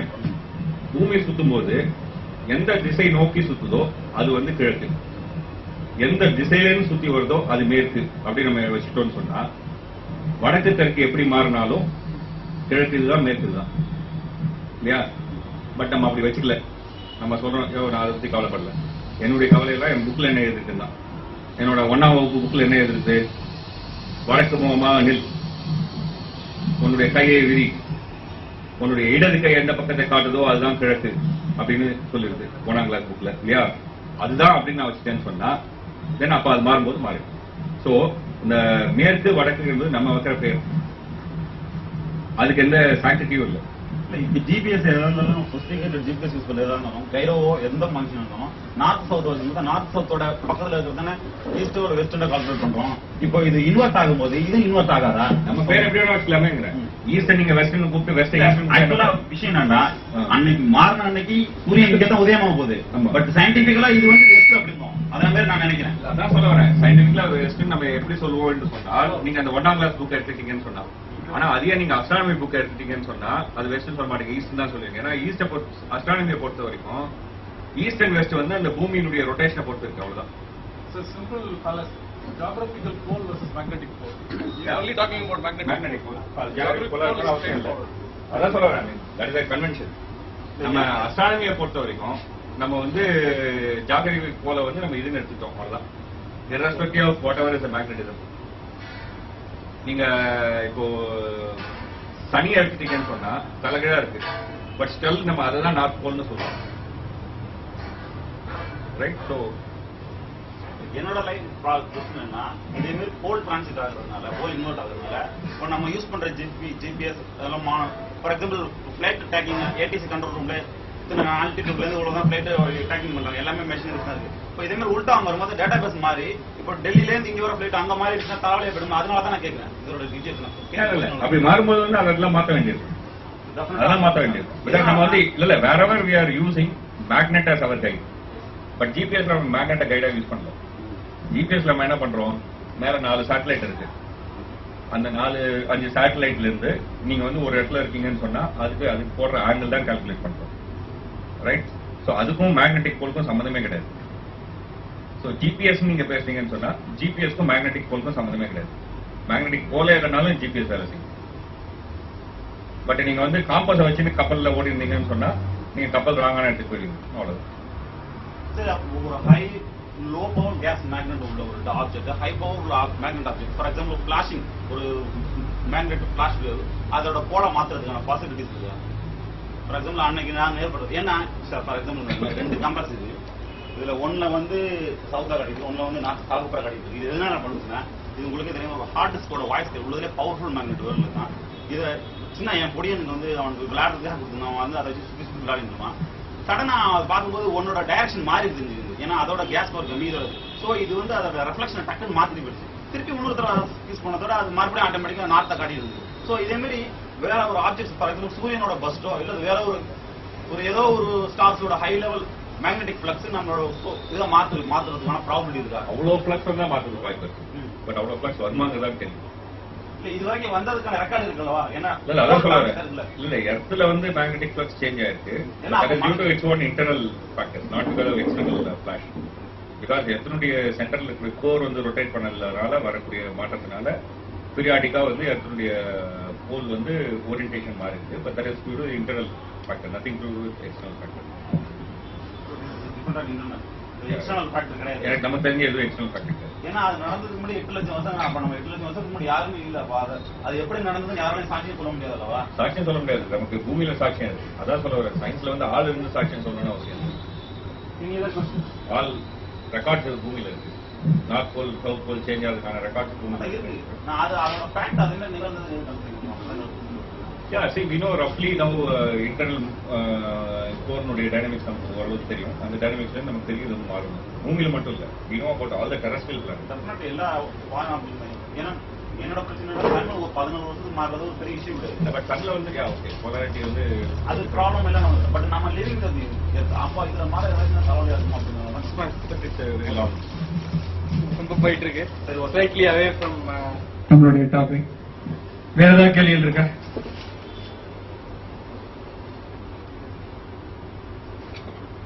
கேள்வி இல்லை.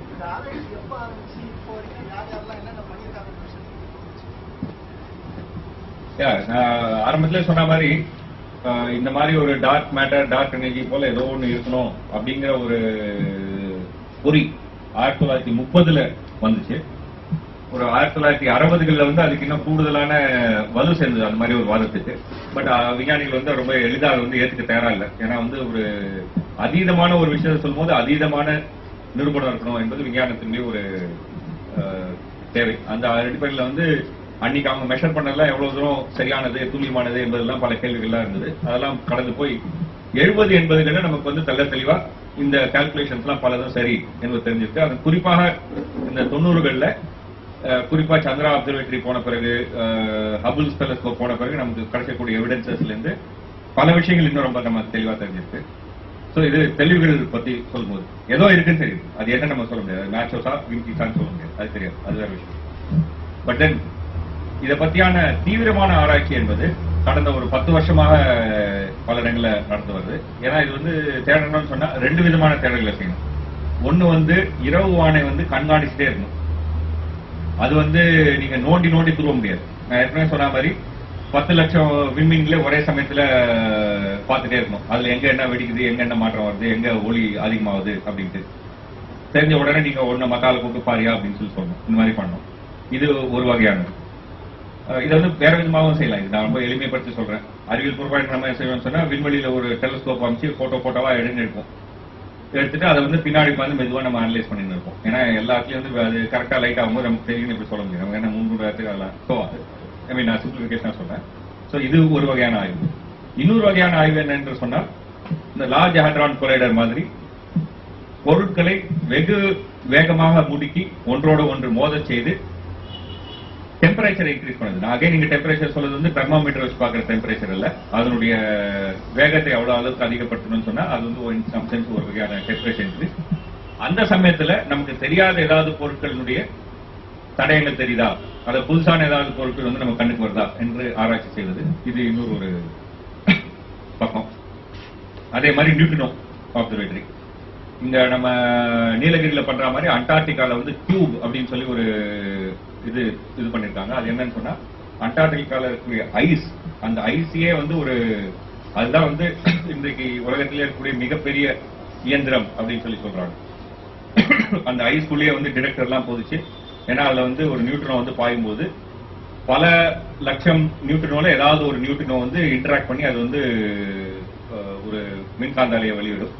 அதை வந்து கண்டுபிடிக்கிறதுக்காக வந்து பெரிய அளவுக்கு அங்க வந்து டிடெக்டர்ஸை போதிச்சு வச்சிருக்காங்க. அது டியூப்னு அதுக்கு பேரு. இது வந்து கடந்த ஒரு 4-5 வருடமாக கட்டியிருந்தாங்க. இப்போ ஒரு கடந்த 1-2 வருஷத்துக்கு முன்னாடி அதை ஆபரேட் பண்ண ஆரம்பிச்சிருக்காங்க.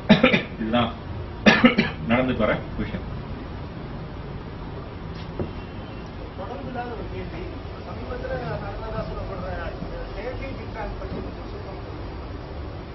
அது செயற்கை பிக் பேங்க்ல அதேதான் அந்த லார்ஜ் ஹாட்ரான் கொலைடர் தான். அது வந்து பிக் பேங்க் எல்லாம் போகாது.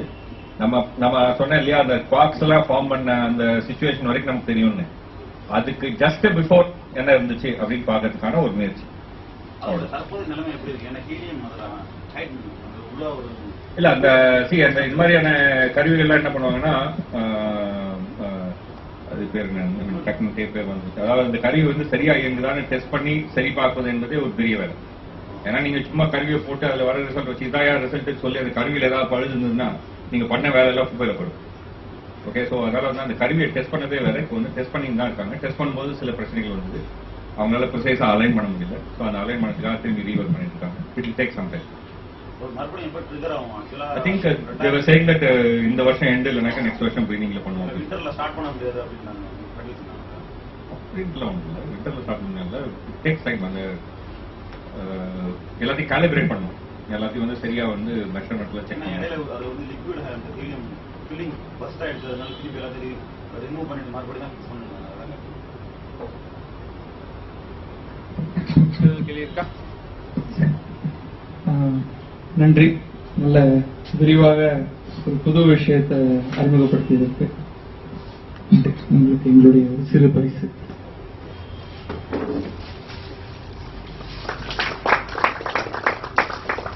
Very நானும் ஒரு நன்றி சொல்ல விரும்புறேன். இந்த மாதிரியான ஒரு விஷயத்தை பத்தி பேசுவதற்கு ஒரு வாய்ப்பு கிடைத்ததுக்கும், அது குறிப்பா தமிழ்ல பேசுறதுக்கு வாய்ப்பு கிடைத்ததுக்கும் நன்றி. ஏன்னா டெல்லியில இருக்கும்போது தமிழ்ல பேசுறதுக்கான வாய்ப்பு என்பது மிக மிக மிக அதிகம். ஸோ